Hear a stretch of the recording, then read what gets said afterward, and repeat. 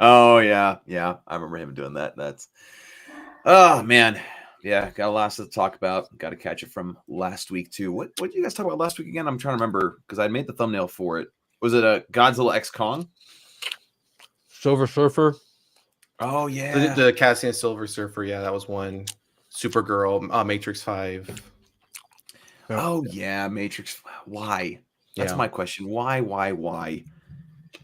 I recently rewatched the first one because my wife hadn't seen it before, and I had no idea, and so we had to watch that with a friend. And yeah, gosh, the first one the first one has so much rewatch value too.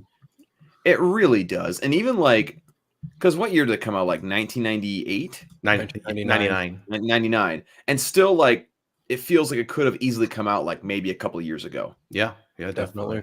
It still just holds up so incredibly well. It's honestly kind of ridiculous. Of the trilogy, that's definitely the one I revisit the most. The third is not so much, but I like the second one a lot. I think the second one gets second one was good. Second one gets a little too much hate. Yeah, definitely gets a lot of hate for the Mr. Smith, all the Mr. Smiths coming in. That's where I think a lot of the hate comes in. Oh yeah, because they tried to do a whole lot with CGI. Yeah, and it did not work. No, it didn't. Rubber people galore. Mm-hmm. Oh man. But yeah, no, like I do like the second one too. I remember there was wasn't there a video game of the second one, where it was like one that was like kind of a spin-off of the they second actually did 4 video games for the Matrix world, and then they did the Animatrix, the animated film. Right. So in total, they've done 9 like total on the items. PlayStation 2, they had Matrix Path of Neo, I think. Mm-hmm. Yeah, there's that one. Enter the Matrix, where you play as Niobe and Ghost. Right. Yeah, I think that was for the Xbox, and I had that one for a bit. I played that on PlayStation 2. Yeah. I've been getting back to PlayStation 2. I was playing a little bit of Rygar yesterday, and God of War, the first one. Man, those games are the best.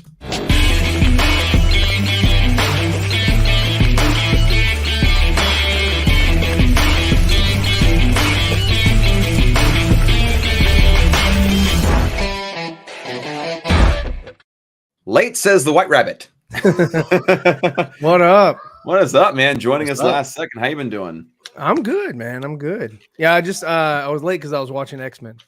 So I got home from work. I was like, I didn't get to talk about it last week, so I was like, well, I'll watch it before the show. So, well, you're doing what's up? I haven't caught up with you. I still have watched the first episode. I need to. Actually, this one was actually. I mean, I like the second half. The second half was really good. First half was kind of drawn, boring, whatever. But first half was. I mean, second half was I like how it escalated. So that was cool. Yeah, I've heard nothing but good things about this latest episode. By the way, I see that BVS picture behind you. How big is that behind you? That 27 by 27 by 44. Mm-hmm. Dang. Regular. It's regular poster size. So So nice. Love it. Always love to see that. Thanks. I'm gonna try to get a printer. I'm gonna try to print it myself because it's just way too expensive to buy it from a company. And then because you're just doing it on like canvas or like it's printing on canvas, so it's a digital it's a digital painting basically, and then of course I got it printed on canvas, and I got this Daffy printed on canvas too. Have you ever considered printing on acrylic? No. I just the only reason why I did is I have paintings in the house and they're all on canvas. So I was like, canvas. But I definitely I'm looking into like getting a large format printer, which are pretty expensive, but got my tax returns. So I'm going to see if I can do something like that to sort of buy something to invest, in myself. So instead of just hey, kind of squandering the money that's in the bank. Usually that's what happens when you get your tax return. You just kind of like you'll pay bills or you'll pay something that's maybe outstanding or something comes up or whatever, or it'll just slowly diminish over time. And you just kind of lose it and you're like, well, where'd all that money go? So instead of that, I was like, you know what, I should buy something that can make me money. So not a bad idea. Make sure you got the right space for it and power supply for it too. You definitely want to be I do have space. but yeah, I've been looking at like Epson. But do you have time? Do I have time? No, I don't have. I barely have. Oh my god. So and that's one of the things I was talking to Andre, a bit ago, and some other people, as well, because they were asking me like, I don't stream. I just don't stream anymore. I don't even put up shorts. I don't do, because I'm spending all my time drawing this comic. Yeah. And so all of my time is taken on that. And I'm like, I want to get on a stream and just kind of like draw, but then sometimes I'll get distracted with, reading the comments and all that kind of stuff. And it's just like, okay, I'm not really as productive as I am when I'm just isolated and listening to music and just kind of going, and so, I'm done drawing on the comic. I'm looking up. Okay. So I'm working on with Clip Studio Pro, or Clip Studio X. And I'm not as familiar with that as I am with Adobe, which is what I painted that on. I painted that and Daffy with Adobe, and I'm just really used to it because I've been using it since 2001. Yeah. So I got this other one, and the Clip Studio, and it's a really great software. It's just I'm kind of a noob at it, so I'm just like watching a lot of tutorials and trying to figure out how to do things and how it works and how to create panels and panes and how to and how to basically. The one thing that I need to do is better organization of my stuff, which is I suffer for that, with Adobe as well, but just kind of categorizing everything. And so, that's kind of difficult. So, but anyway, it's a fun experience, and I can't wait to be kind of done with it. It's a 16-page comic. Usually I saw that floppies are like maybe roughly about 22 pages, but I was like, man, I don't want to force more story if I don't have to. I don't want to kind of add fluff or add stuff that just, who cares? I just want to tell something that's like, okay, here it is. This is what it is. I hope you like it, even though it's a little bit shorter than most things, because it's my first time out. So I'm like, you know what? I'm not going to go, 90-page epic,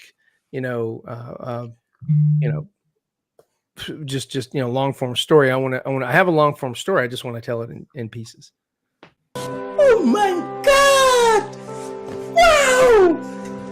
Oh my God! Oh, come on. There you go. Well, what you could do is, as you progress, let's say like on 3 or 4 pages, then have a stream and take your audience through how you came to those conclusions, how you put things together. So that way you're not focusing on actually doing the drawing. You can then focus on your chat and then focus on just taking them through what your process is. Right. It's always best. And I find even with some of the drawing stuff, it's always best to it's always best when I do a recording afterward. I just talk about it instead of trying to go through it as I'm, because I back a couple of years ago when I did live drawing streams or whatever, I'd go back and be like, man, it's just you're not as informative when you're just sort of in the mix and just drawing and paying attention. It's always best to this is why I made this decision. This is why I went back and did this, because you have time to kind of reflect on it. Yep. Yeah, absolutely. But kind of going back to the page count thing, you see a lot of these comics from 20 to 25 pages, but there's also several advertisement pages in there in the mix. So you really think about it, your comic's pretty much, par for the course as far as length is concerned. So the only thing I'm going to have on there is that's not story. Is a thank you page. I'll have that on, and then I don't know what to do on the back of the comic. And I've been looking, it's just looking at a lot of indie comic stuff, and it's like, don't waste any page, whether it's cover, inside, cover, back cover, or very back of the comic itself. Just always put something there. There's a lot of people that just put blank, just a black sheet of paper or whatever, and you're paying for that, so you might as well add art to it, or add something to it, add information, add something to it that helps either you or your people that helped you out or whatever. And so that's what I'm doing. Nice. Not a bad idea. Real quick, let's see who all is in the chat. We got Chris. What's up, Chris? Saying hello, 4Nerds. We got the Movie Raider saying, what's up, guys? What do y'all think of the reports that Nia DaCosta is set to direct the second installment in the new 28 Years Later trilogy? Jodie Comer is also reported to star.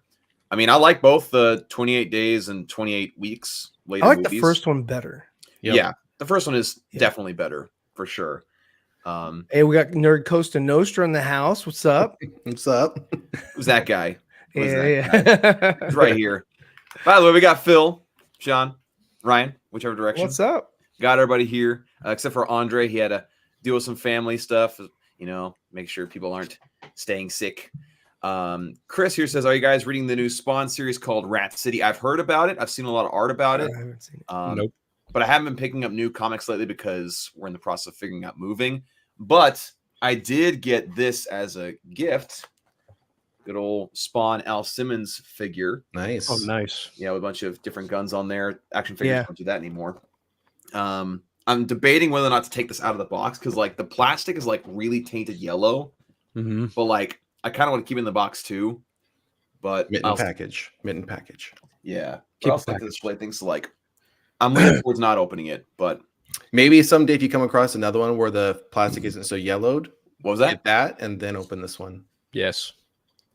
I said again, it kind of blacked out for me. My internet's like acting up for me right now. I did see that you were freezing a couple times, but lag or whatever, but it's fine. I mean, your audio's fine. Yeah. So if you come across another one where the plastic isn't so yellow and you're able to pick that one up and then open up this one. Yeah, that's a good idea. Because like I was looking at the ones like they were showing it to me and they like gave me one of these, and this is the one that had like the best face paint job. The other ones were a little like cross-eyed. This one like actually looks normal. So I was like, yeah, like let's do that one. They're like, okay, sweet, here you go. So, but yeah, I have another of that classic like Spawn series of figures back there with where Spawn has the big sword and the head of Malbolgia that he has holding up. That I also kept in the box because that box is actually like really good condition. So yeah, Spawn's a hot thing right now, especially with those figures. So I would definitely keep it in package if you can. Yes, absolutely. And this is like back in like the early 2000s. That's when that one came out. So it's whatever happened with that contest that you were in for. Ooh, let me vent about this for a second. Uh-oh. Yeah. So I mean, I'm not mad. I figured I wasn't going to be a winner. So like, I'm not disappointed by that part. But here's the thing.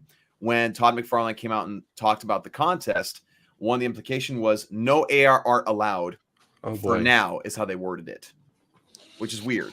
So anyway, as it was the contest was supposed to end at the end of January 31st. They're supposed to announce the winners of the contest on the 1st of January. Well, they extended the deadline for it by like 2.5 weeks. And so people could, submit and everything. And then he came out and said, we're going to probably have about 20 to 40 winners, something like that, just because there's so many good installments, which made it better chances for me. But they ended up only choosing about 19 winners, which is weird. Just a weird number of winners to pick. Yeah. And like a lot of the winners that were shown or that were picked, like I looked through and they had some good stuff. It's like, okay, yeah, it makes sense. There was one that was clearly AI. Clearly. And like you go to the guy's page, the winner of it, and all the stuff like AI hashtags, AI everything, like all his pieces were like very clearly AI. And so like people saw that and ran it through like an AI recognition software, and everyone that did it got like 92 to 96% match for AI. Like it was very clearly it. And the guy like saying like, oh, like you guys are just jealous. And he tried. I saw those postings. Yeah. Yeah. Here's the thing. He tried claiming, oh, I did this in Procreate. And I was like, funny thing about Procreate is that you can post a time lapse. It automatically saves it. So how about you just post the time lapse, take some of the heat off of you, and then prove people that you did indeed do it. But he's like, I don't have to prove anything. And like, I was trying to play like the nice guy at first. He's like, it's really sad that it's taking attention away from other artists and people that actually like, did a really good job. I was like, what's funny about that? You could solve that by posting the time lapse. But here's what he did instead. He had a series of pictures where he had the finished product. Then he had like the product over top of a layer of like general shapes, breaking it down to a bunch of triangles and circles. Sure. But the picture was of an organic looking creature. You don't draw an organic creature using a bunch of triangles. Don't do that. Sure. No one does that. It's a bunch of scribbles and like figuring out the shape and everything and breaking it down that way. Like the thing he drew was called the heap. Okay. And it's just like big old mass of like organic matter, and it like has a face and a couple of skulls in it. Like you don't just draw a bunch of triangles and circles in that shape and then go from there. That's just not how that works. And so he didn't prove anything. And so a lot of people are pretty pissed and demanding that Todd McFarlane say something. He hasn't yet, and he's probably not going to. I'd be shocked if he did. And like for me, like it wasn't a week. Like the winner he got, or the AI guy, he won in a week of the contest that I didn't submit for. So like I'm not like petty about that. I'm not like mad about that specifically because like I wasn't gonna win anyway, even if he was kicked out. But still, it's just like you said, no AI. This guy clearly used AI, and yet nothing's being done. So the entire art community that was behind Todd McFarlane is pretty pissed. The ones that are aware of that anyway. So that was fun to figure out.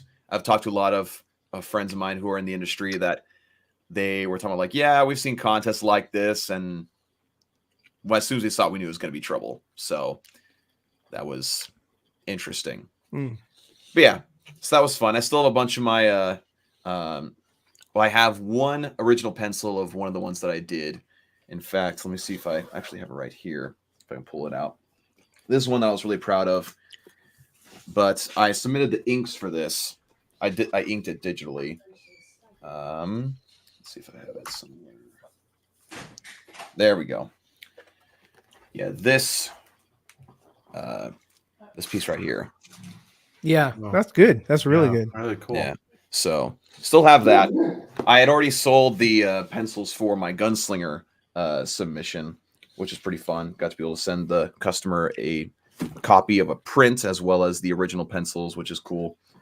Everything else I had done fully digitally. But anyway, aside from that rant aside, we have a couple things to talk about here today. I know, Ryan, you've been catching up with X97. I think, John, you've been watching that. And then Phil, again, I still have only watched episode 1, but I figured I kind of would let you guys kind of just go off about it because I've heard some really good things. And I'm not worried about being spoiled, so just the floor is yours. Well, the last episode, last week's, the ones that I didn't get to talk about, Phil and Sean did, and Andre.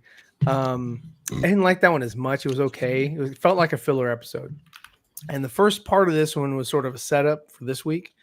But I thought, like I said, when Cable came down, came from wherever, and like, you know, met up with Gene, that's when the show got really interesting for me. I was like, oh wow, this is freaking awesome. I love Nightcrawler. So the minute he got on screen, I was like, oh hell yeah, this is awesome. I really dug it. I thought it was really fire episode. I think that it's just a very interesting situation that they have to kind of figure out or whatever. And I like that it's not spoon fed. It's chaos, and you're like, oh crap, what the hell? This is, there's just so many moving parts and so many people, passing away or whatever. Gambit was awesome. The way they used his power was awesome. I still think the Magneto Rogue thing is weird, but that ended, so it's like, okay, cool, let's move on. But other than that, I mean, I liked everything I saw. I was like, this is pretty dope. So that's my review. Nice about everybody else. You want to go first, Sean? No, you go ahead. Okay, no, you can go ahead. Okay, I watched this episode really early this morning, and I was quite taken aback by choices made during this episode in a shocking good way. Like, number one, I was excited to see Nightcrawler. That was cool. Seeing him back, going to Genosha, that was nice. It really just kind of felt like a reunion with a lot of older characters. It was interesting to see the Council of Genosha be headed by fucking Sebastian Shaw, Emma Frost, Moira McTaggart. Like there were I think Banshee too. I could be mismutanting there, but I'm pretty sure that was Banshee that had the yellow and green. Oh, it was, yes, yellow and green. Yeah. Yeah. Okay, so all that for me, like that was just an X-Men feast for an X-Men fan, because I was just pretty blown away. And then the whole Magneto Rogue thing, like having them courting Magneto to be the head of Genosha, and then his one condition is, okay, yes, I'll do it, but I want Rogue to be my queen. It was just like that's going to make things really awkward between her and Gambit. And then you get the inevitable conversation between Rogue and Gambit about their relationship. And it was fucking heartbreaking. Like having Rogue tell Remy, like, I can't physically touch you, dude. Like some things you just can't feel. And it's just like, fuck, man, that hurt. And then him being the one to save everyone in Genosha. The thing Magneto tried, don't get me wrong, like Magneto is a fucking boss, has been a boss through this whole fucking series for me. Like he's become arguably one of my favorite characters now because of this X-Men 97 iteration of the character. Like this is just absolutely spectacular what they're doing with Eric Magnus, whatever the fuck they decide to go call him by. But I love everything about this episode. It was fucking awesome. Madeline Pryor being also brought in as like a counselee of this show, like of Genosha. I was like, okay, yeah, that makes sense too. She's a clone, she's a mutant, she's a telepath. It makes sense. Cool. And then like even seeing Cable pop up, I was like, oh fuck, Cable's here. How about that? And then like he gets to Madeline Pryor and he's like, Mom, I'm sorry. And then he gets fucking pulled through time. It's like, oh fuck, some shit's about to go down. And then the episode does an entire 360 of, yeah, you thought everything was nice and cool. No, we're gonna blow Genosha to high hell with a fucking it was the three-headed mastermind. Yeah. The three-headed mastermind, right? And then you've even got the stuff going on at the X Mansion where Cyclops is giving this really heartfelt fucking interview, but he gets really personal with it. And he basically kind of breaks down on live camera. And then him and Jean try and have a conversation. He essentially psychically has a conversation with Madeline Pryor. And it's like, dude, you kind of fucked up. But then Jean kind of fucks up when she's out and outside of the X Mansion in the water. And she's like trying to get control of herself again. And what does Logan do? Oh, he just, gives her the shoulder to fucking be leaning on. What's up, girl? What does she do? She fucking plants one on him. And I'm like, I have been waiting for that to happen for like years. And it finally happened. And I was just kind of like, oh, they went there. They did that thing. Well, to be fair, Scott, he didn't quite cheat on her, but he was cheating for a month. Right. For a month, he was. Well, he didn't know. Months. He wasn't like, months. Yeah, this is great. He knocked up Madeline fucking Pryor, dude. No, he knew what he was doing. He knew that was not the real Jean. He knew that was the Madeline Pryor. And it's because her eggs tasted different. Scandalous. Fucking insane, right? Like just the. It is amazing to me that the drama in this show is leaps and bounds better than half the drama on network fucking television. It's insane to me at how good and well written this season has been so far. I mean, the last episode, it was fine. I wouldn't call it great. I wouldn't call it terrible, but it was, the first half was filler. The second half was absolutely like, we're setting Storm up to get her powers back. Okay, cool. Give me more of that. But also, it's also important to note that 2-part episode, and that's exactly what it was. It was a 2-parter in a single episode. It was reminiscent of the original TV show in that those episodes were like 22 minutes apiece. So getting 2 for 1, fuck, I'll take it. I don't care. And getting Jubilee and Sunspot action, yeah, it was cool. Getting the old Jubilee actress to basically pass the torch down, yeah, that was dope too. Was it like my favorite? No, not necessarily. But this episode, man, I don't know if I would put this at number 1 over the second episode. I'm not entirely sure because they're like fucking neck and neck for me. I really dug this episode a lot. And then Gambit being the one to sacrifice himself after Genosha just gets raided and torn to shit. Magneto giving the heroic sacrifice too. It's like, dude, Rogue didn't lose once. She lost fucking twice in this whole episode. And her emotion throughout all of this, fuck me, dude. This episode was fucking top tier. No wonder it's getting the amount of love and praise that it is. It was fucking top tier for X-Men 97. That's my take on it. That's high praise. Yeah. Yeah, I liked it a lot. I mean, I'll echo a lot. Is Genosha? I got a question real quick because I've been, since this episode, I've been like, is that something from the comics or is that a Disney thing? Because I remember, it is 100% a thing from the comics. Because don't they have Genosha or just variations of the name, like in that one movie with what's her name that was played Catwoman, Genosha or whatever, and then what was that one place that the Avengers Age of Ultron, what was that place called? That they raised up? Sokovia. Okay. A different, way different. Way different. So okay, cool. Yeah, I was just wondering because I was like, Genosha, I've heard that before. Cool. Okay, no, I was just curious. You're probably thinking Geonosis from Star Wars. Geonosis, yeah. Well, I mean, Disney now owns that, but not back then. The what's her name? that played Catwoman? Halle Berry. Halle Berry. No. From Nolan. Oh, Anne Hathaway. Anne Hathaway.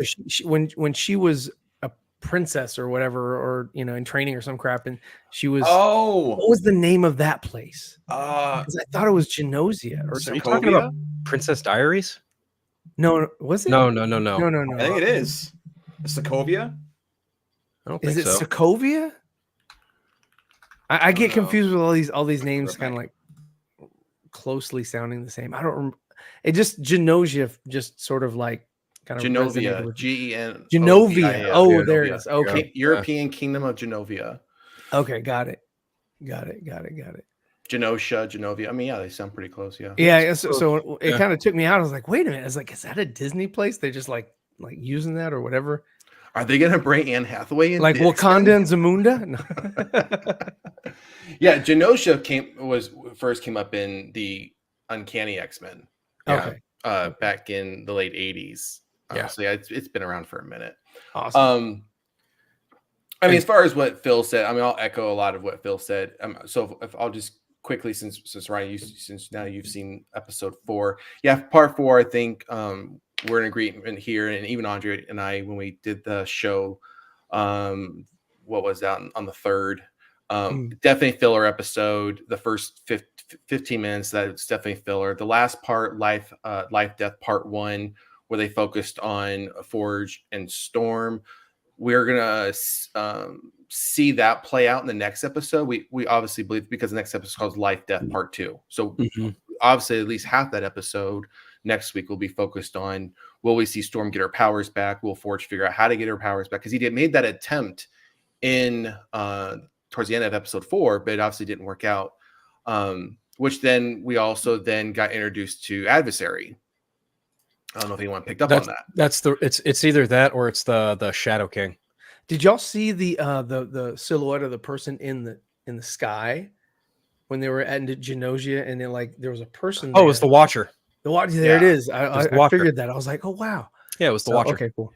Yeah. So as far as 5, yeah, I would. It's a pretty close to so far being my favorite episode. It did start off a little slow, but I understand why it started off slow to set up the climactic last 10-12 minutes of this. I don't think anyone expected Magneto to die, Gambit to die. No. Even a lot of the other I'll call them X-Men verse characters. I mean, we don't know if Emma Frost is dead. When Andre and I were doing the show, we speculated, because we didn't see her again after the explosion, that she could be dead. But someone in the comments mentioned, well, in the comics, this is where she finds out that she has diamond skin, and she eventually then joins the X-Men later on. So she survived in the comics, but we don't see that necessarily in the show yet. But they don't really show her again after the explosion. I think also the implication here is that Madeline Pryor probably dies here.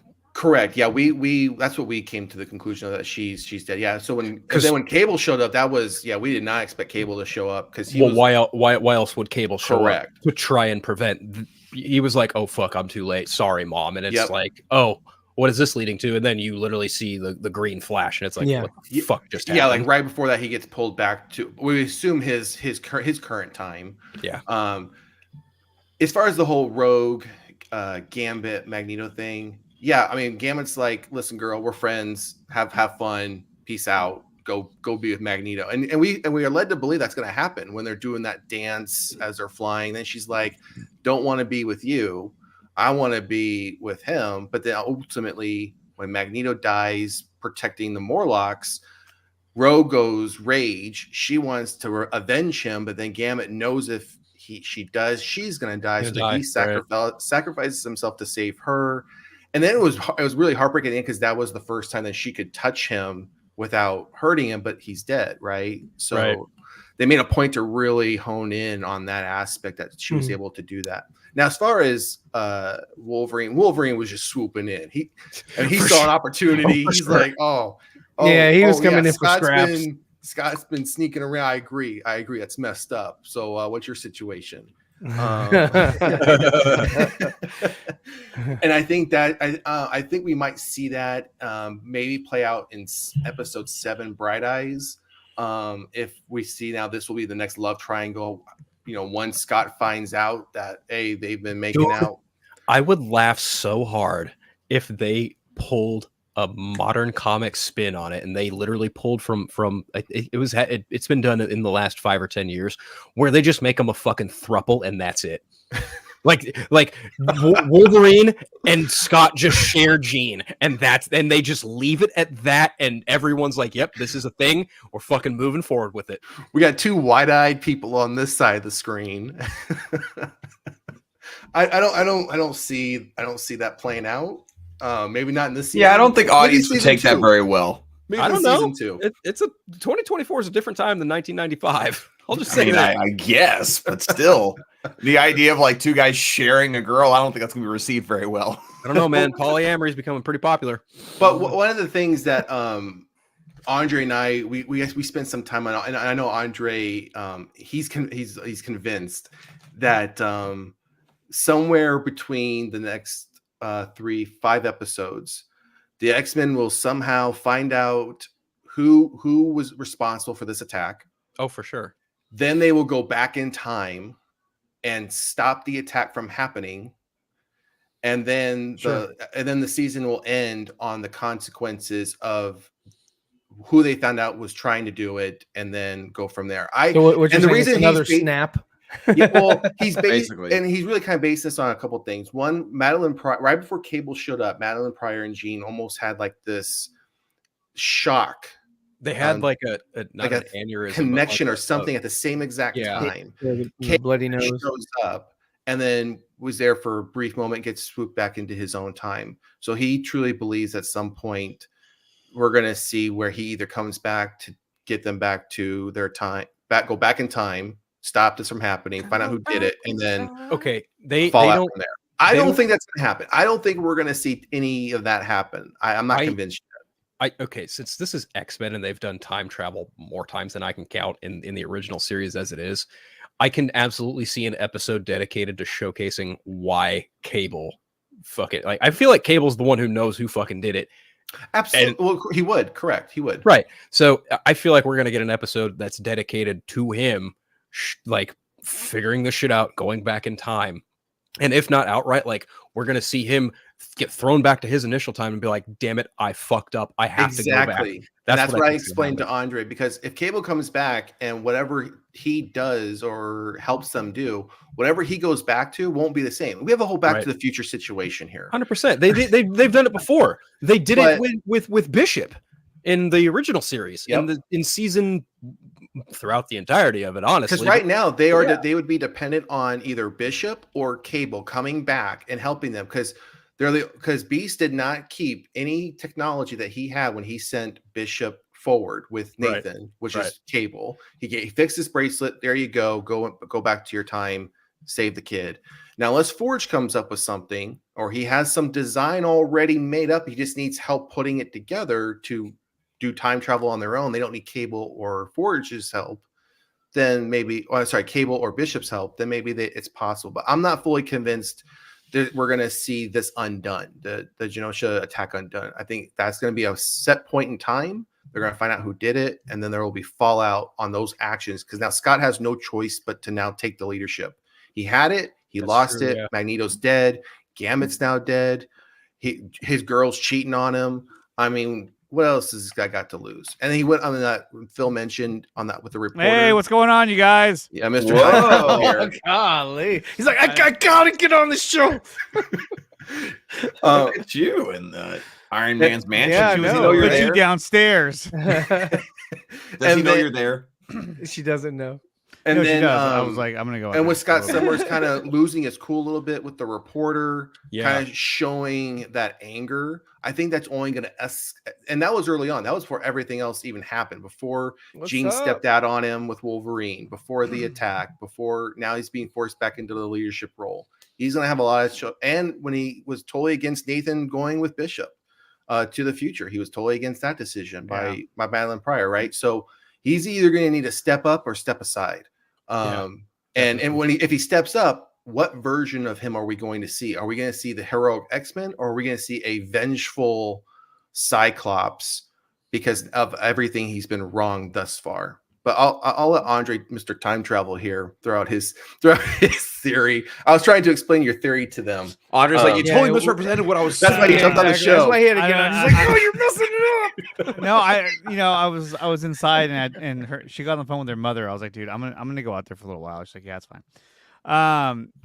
No, I mean, look, at the end of the day, it's like it would all make sense. Well, I mean, there's kind of two ways to look at it. I mean, like a lot of what we saw in this last episode took inspiration from E is for Extinction. And like the master mold that has like multiple heads and how it attacks Genosha, it's just wiping out a hell of mutants. Like it was crazy. It was a crazy episode. Definitely. But what's that?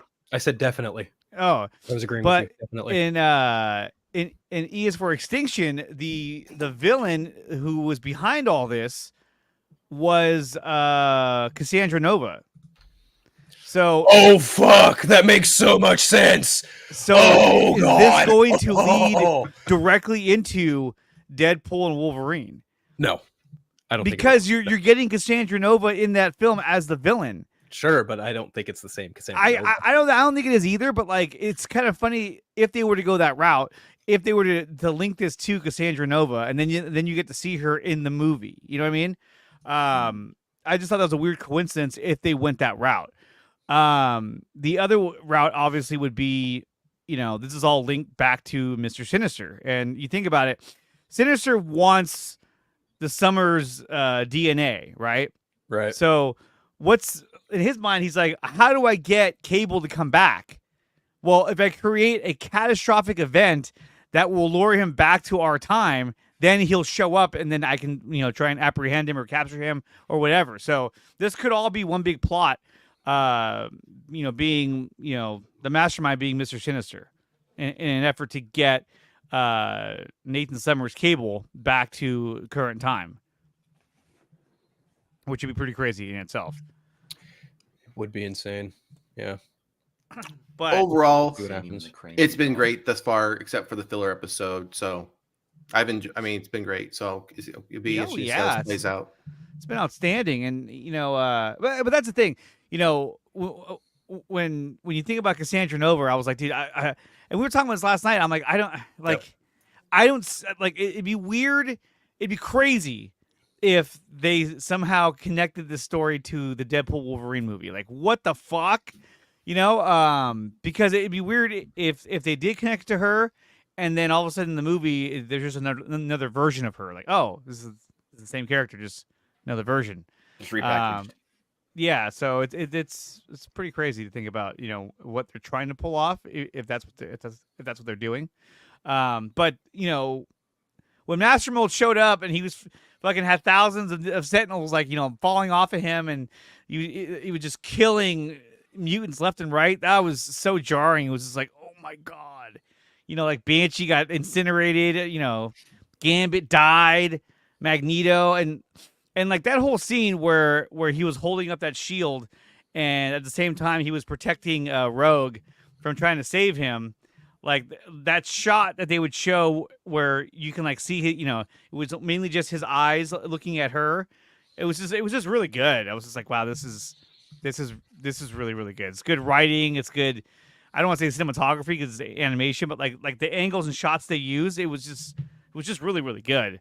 Now, granted, if it was live action, you have to do it a little bit differently, obviously, because you can get a lot more with animation. But I thought this was really, really good. I was, after it was over, Sean and I were both like in shock. We're like, holy shit, that just happened.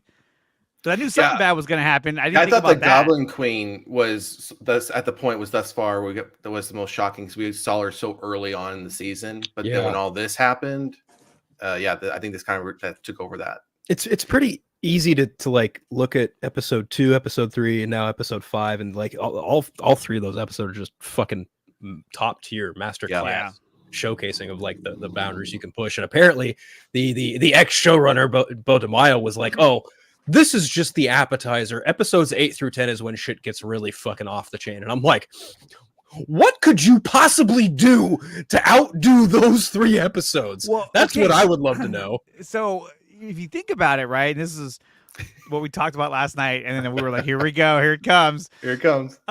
Just watching what was going to happen, and then we're reading the titles of the next episodes that are going to happen in the following weeks. It's kind of like, okay, so this big attack happened, a lot of people died, and now they got to figure out who was behind it and why. And then is there going to be time travel involved where, Cable has to go back in time to prevent this from actually happening? And the whole time I kept thinking, I was like, dude, this is why the Snyderverse would have been hella cool. Because it reminded me of it. I was like, fuck, if there's time travel I was involved, thinking, if I knew, hey, this is an X-Men 97 topic, I'm not bringing up right now the Snyder cut. And then he comes down and is like, so everybody, please don't stop watching the show, but let's bring up the Snyder cut. I'm like, dude, you just lost half the audience right there. But it sucks that Bo DeMaio got fired, because like here's something that is on Disney Plus that is absolute fire, and to know that the guy who created the show and it was behind, the main guy, he already got fired. Like, oh shit, like a week before the show released. Yeah. Like, what did he do to get fired? Nobody knows. No, well, nothing has been said publicly. I don't think he's even said anything either. No, probably not. He probably won't. He probably point out that like with X-Men 97, it's the first like truly fire thing besides Loki and like the first little bit of WandaVision that like is really captivating the audience. If it was just for having an OnlyFans account and making money, that's probably what it was. Yeah, that Disney's makes sense. Like, we can't back a guy who does this, who backs it up on OnlyFans. I mean, that checks out. I mean, it's Disney, so like if you have the creator of a show doing that, I mean, in that case, I don't necessarily blame them. Makes sense. Was it nude pics, or was he just like OnlyFans like his feet? I mean, what do we really know here? There's not a whole lot to go off of. It's all just speculatory, right? Because if he's just selling pictures of his feet and people are into that, I mean, what's the big deal? Yeah. Ryan does that on a regular basis. I do that on the side. I'm just curious to see what happens after the second season, because Bo DeMaio worked on this season and season 2. So whatever happens after season 2, I don't doubt that whoever they bring in will be, creatively adept enough to carry it forward. We've seen showrunners switch all the time on various different TV shows. It's nothing new. But what I don't want to see is them almost milk this to the point where it's lost its impact, right, that we see from season 1. I'm sure season 2 will follow since he was involved in it, but we don't want to see then mediocre season 3 and then everything starts to go downhill from a quality perspective.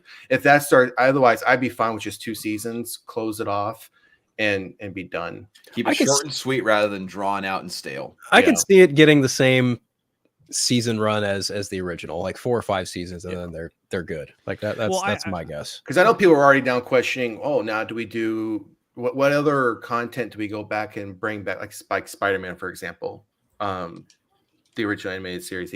I've seen a lot of people clamor for like a Krakoa era type of storytelling, the more modern stuff they've done with X-Men, and I could get behind that. I could see them utilizing Krakoa. I mean, if it's done well like this, and I think it could definitely work. The thing is they kind of have to bring back Professor X, Magneto. There's a few characters that are technically like dead now, that they need to effectively bring back in order for Krakoa to even like make sense, take place and make sense. Right. Yeah.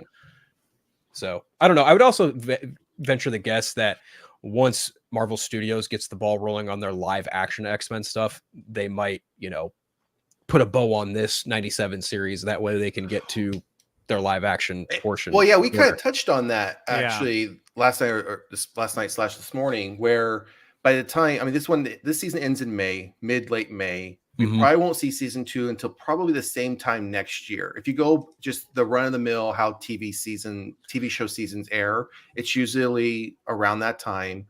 And then that puts us into mid 2025. Then you have the next phases of the MCU coming up, late 2026, 2027. Does it already now say, now we've just set this up perfectly to bring in live X-Men kind of reboot, or the new versions of them, where we can tie this animated off now with just the 2 seasons? It's funny because like the last update they've had on anything X-Men live action related outside of Deadpool and Wolverine is the fact that they are hearing out pitches from writers for their live action film. Yeah. And I would almost bank on the fact that Mr. Sinister is such a heavy presence in this first season. He's more than likely going to be the main antagonist for the X-Men film because he hasn't been used. Yeah, he's not been used of any of the Fox stuff. The only time you've ever seen any mention of Sinister was at the end of, what was it, like Logan? No, Wolverine. The Wolverine of Essex Corp. And then that didn't really go anywhere. It was kind of like, oh, okay. There were a few hints. There was Deadpool 2, Wolverine, and it was either I almost said Apocalypse, but it wasn't Apocalypse. It was New Mutants, because there's the House of Essex there, or no, the House of Essex is in Deadpool 2. Either way, like all three of those movies, all three of those movies feature ties to the Essex Corp, ergo Mr. Sinister. But and even John Hamm mentioned that he was like, he talked to Fox about potentially being Mr. Sinister for them, which I would have taken that up fucking 10 ways to Sunday. John Hamm is a phenomenal actor. Oh, and absolutely. You look at him and it's like, yeah, he looks like Mr. Sinister. That was fucking. Ooh, I would love to see that like still happen, but you know, we'll see what happens. Yep. So Dawson, definitely check it out. I do need to. I've been meaning to. It's really, really good. It's really good. Yeah, I've been meaning to. I've just been preparing for this Comic-Con I got this weekend. This weekend, Well, dude, if you get the chance and like have a day of free time, I'm telling you, just fucking binge the shit out of this shit. Like if there's since you've already seen like episode 1, you can just binge like 2 through 5 or even 6 or 7 whenever you find the time and just like ingest it all in one sitting. Because I'm not saying it would be the better option. I'm saying it's just going to be, at least for you, and knowing the fan that you are, I feel like you're going to appreciate it a lot more to some extent. Yeah, absolutely. No, I'm definitely gonna try to do that. But I think too is like when you look at the stories and the villains that they've brought in so far, I think a lot of these villains, like the Adversary, like Mojo and Master Mold. Master Mold. But I mean, the more obscure ones, where I think, if you were to do it in live action, it may not come across the way you want it to. So sure. I think that's why in animation, you can do the Adversary, you can do Mojo, and it's like, yeah, it's fine. I think Master Mold, you could do in live action because, we've seen huge robots before, we've seen like Pacific Rim and all that shit. And then Sinister, obviously, you could do it in live action. It's more of a horror type villain as well. So, but some of these guys, I think, they're just doing it on here because they can. They're like, hey, we can get away with an animation. I don't know about live action, but animation. So, for the longest time, I kept thinking, okay, I really felt like this show was going to connect to something. But after this last episode, I feel more confident that this is a self-contained story. That they're just they're wrapping up this story within these seasons, because after what happened in the last episode, it was like, holy shit. But then again, if Cable comes back, which they already showed him come back in time, so it feels like he's gonna do it again, or they're gonna go back to that. Yeah, I also think that since they did like tease a glimpse of the Watcher in this, at the very least, X-Men 97 will be featured in some form in a future season of What If. Season 3, maybe, but going forward past that, most certainly. That's my guess.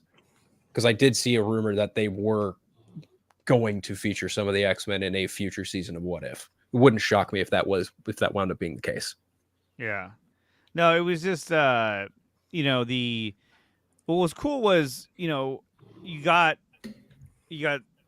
Cyclops, Scott Summers, essentially having an affair with Madeline Pryor, but it's a telepathic affair, and then he gets caught by Jean Grey. Right. And it's funny because like in E is for Extinction, that actually did happen, but instead of Madeline Pryor, it was Emma Frost. And so I think it's funny that like in that same scene, they're like Madeline, oh sorry, my mind was wandering. And then Emma Frost goes, sure was. I mean, that was a nod to, that was her storyline in E is for Extinction. So I thought that was really cool. I was like, oh, okay. But just like all the different dynamics they had going on, you had the Cyclops, Jean Grey, and Madeline Pryor, love triangle. You had Gambit and Rogue and Magneto love triangle. You had Wolverine, with the real Jean Grey, and then she kisses him, which is like, holy shit, what? I think even during the live stream, I was like, oh my God. It's like, what's going on? And then I like, when I saw that, I perked up. I was like, did they just fucking do that? Oh, they did that. They went there. Oh my goodness. It was to a point where I was like, did I just imagine that, or did that really just happen? You know what I mean? It was like, oh fuck. The voice actor of Cable sounded like Josh Brolin. Yeah, I didn't really think about that. I don't know. Let's find out. Ryan, did you like the episode? You probably already talked about it. Yeah, I liked it. Okay, good. Yeah, he was the first to talk. He gave his. I definitely liked it. I like it so far. I've liked how many episodes? 5. 5, yeah. I like 5, 4 yeah. of the 5. I like in the one episode I thought was like, okay, the video game one. I like the the Storm story. I'm waiting on that. Yeah. I hope it's not just like, okay, now she's gonna jump off the cliff with the horse and finally and then she'll believe in herself or whatever, and then that's how she gets it. It was not Josh Brolin. It was a gentleman named Chris Potter. Potter. Harry Potter. Harry Potter. You're a wizard, Harry. You're a wizard, Harry. A darn good one too. Yeah, I want to Ryan. To your point, I actually want to see some level of thought go into her getting her powers back. Not believe in yourself and just throw yourself off a cliff and spread your wings. And fly. It's that whole. I mean, we've seen that kind of thing before in other mediums where it's just like, oh, I doubt myself, or oh, I didn't believe in myself, so I didn't let go. And now that you finally, it's probably going to be like that because Forge already put her in that machine, and it was like, oh, it didn't work, And then now they're both trapped in the adversary's realm. I feel like she's gonna have to completely let go, and it's her abilities are gonna reemerge. And probably. then she's gonna sing that one. I just don't think they're gonna be in a position where where they're in a place like this where Forge can make some technology like here put this on now. Wear this chastity belt, Storm. No, she's gonna be like Rose on the Titanic. She's gonna believe she can fly, and she's just gonna spread her arms out. Forge is like behind her, like the way Forge revealed his love for her. You remind me of Anchorman where he's like, hey, when this is all done, I think you and I should move out and get an apartment together. I want to sit a few plays out. Been really lonely in this cabin. Yeah, it's like, okay, a little too far, buddy, a little too far. Calm down. I was like, oh God, don't scare her away. I have is this mechanical arm. I know. Can't do much with the mechanical arm alone. And I'm right-handed. But I have to cheat on myself. I mean, we know the next episode is going to take place. It's going to center around Forge and Storm's situation that they're in right now. Life Death Part 2 is what it was titled. Life Death Part 2. I think that's going to be a Magneto episode, Andre. It's in the title. It's going to be a Mojo episode. Mojo. But yeah, it's going to center around them. I think it's going to be a Ralph Boner episode. Oh, jeez. What is this? We got this big here. Dawson, you want to read this one? There you go. Okay. Idea. How about a scene where Magneto uses his powers to help one normal person? Suppose poor Rogue were to get badly cut somewhere and she needs stitches since Wolverine, Sabretooth, or anyone with healing powers is nowhere near. The only person around with experience is a normal human vet, but he can't touch Rogue. He asks Magneto if he can transfer his powers into his own hands while he stitches her wound up. I don't see why not. That's interesting. Yeah, but Magneto's already dead. Yeah, he's dead. So wait, did you not know that? If you didn't know, spoiler. Oh, so shit. I already told you I don't care about spoilers. I wonder. Right now. So I wonder. No, not you. I wonder if that in the trailer they showed way before the series even debuted, they showed a black coffin going into the ground, and everyone thought, "Was that Professor X?" And now I'm just like, "Oh fuck, that might be Magneto's coffin." Yeah. I didn't know that we didn't talk about that, so I apologize. Idiot. So because I unleash a spoiler, then I will play this. What's it doing? Ruins it. I mean, the description we're talking about. Yeah, I mean, if you definitely didn't watch the episode last night or early this morning, you've been pretty much spoiled already by everyone's input. So good. So you're good, but it's still always good to see that clip. 100%. But yeah, you should definitely watch it. It's really good. It was very compelling. And for being an animation too, I was fully invested. I was like, dude, this is badass. Sure. And it was very, Hey, very intense. Scotty. Hey, What's up, man? Cylon! What is up, Thank you. Scotty? Love Scotty. Awesome. Got a 1999 super Thanks, chat. Chief. Says, hope you guys are well. Here is your explosion, my good man.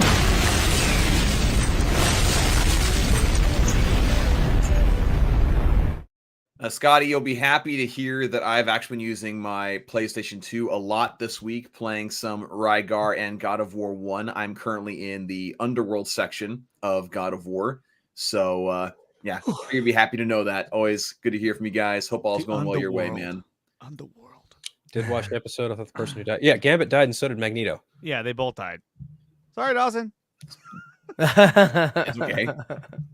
But they went out in like hardcore fashion. It was just like 100%. fuck yeah. They went out like true fucking heroes. Yeah. I thought you were gonna say the other way around. They went on like a pig. Like a bitch.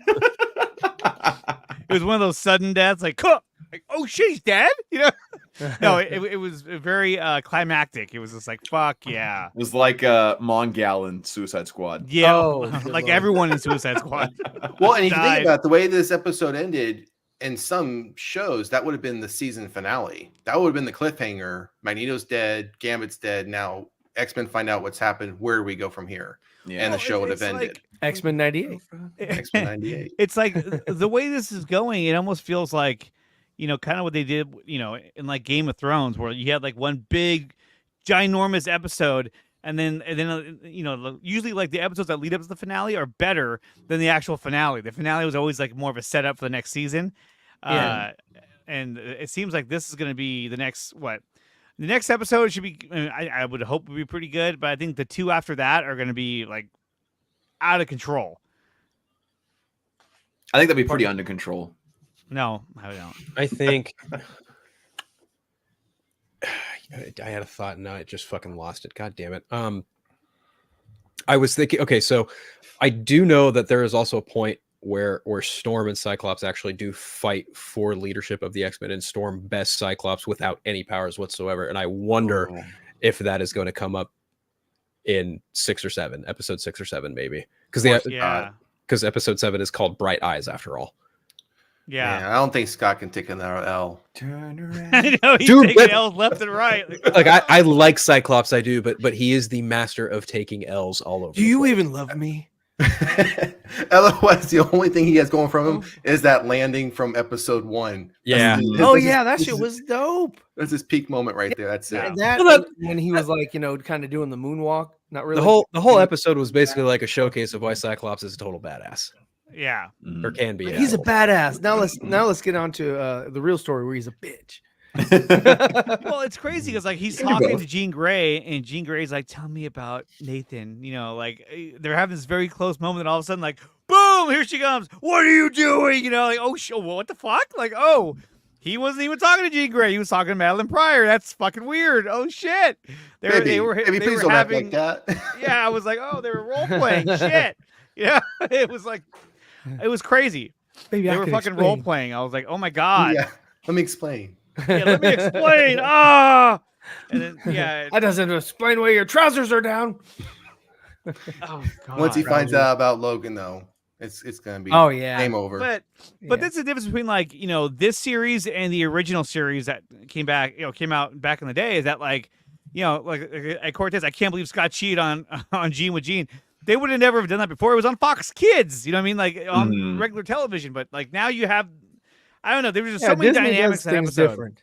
Yeah, Disney, they built do it. No, but different. there was just so many dynamics that were happening in the episode. It was just so much fun to watch. And then even when they were trying to convince when Sebastian Shaw and Emma Frost and them were trying to convince Magneto to be the what do they call him? Not the Emperor, the but Chancellor. The Chancellor Palpatine. Order 66. Do it. No confidence in Chancellor Valorm's leadership. No confidence in Chancellor Magneto. That's all it took. It was like, oh, he's out. Yeah, he's out. Stand aside, General Zod. General Zod, he's like, oh. And then he's like, I'll do it only on one condition. And then even that, I was like, oh, dude, that's a little manipulative, kind of crazy. Like, that's not a lot of people are gonna like that idea. You know, he did it anyway. He was like, "I'll rule as long as I have Rogue at my side." Like she hasn't agreed to it, but don't She worry. doesn't about agree to, yeah, but she'll go along with it. She'll go along with it, and then she didn't. And at the very end, she's like, "Gambit's right. Like I can't go on with you anymore." And I was like, "Holy shit!" She flipped it again, and then all of a sudden, you see Cable, and everyone starts dying. I was like, "Oh my god."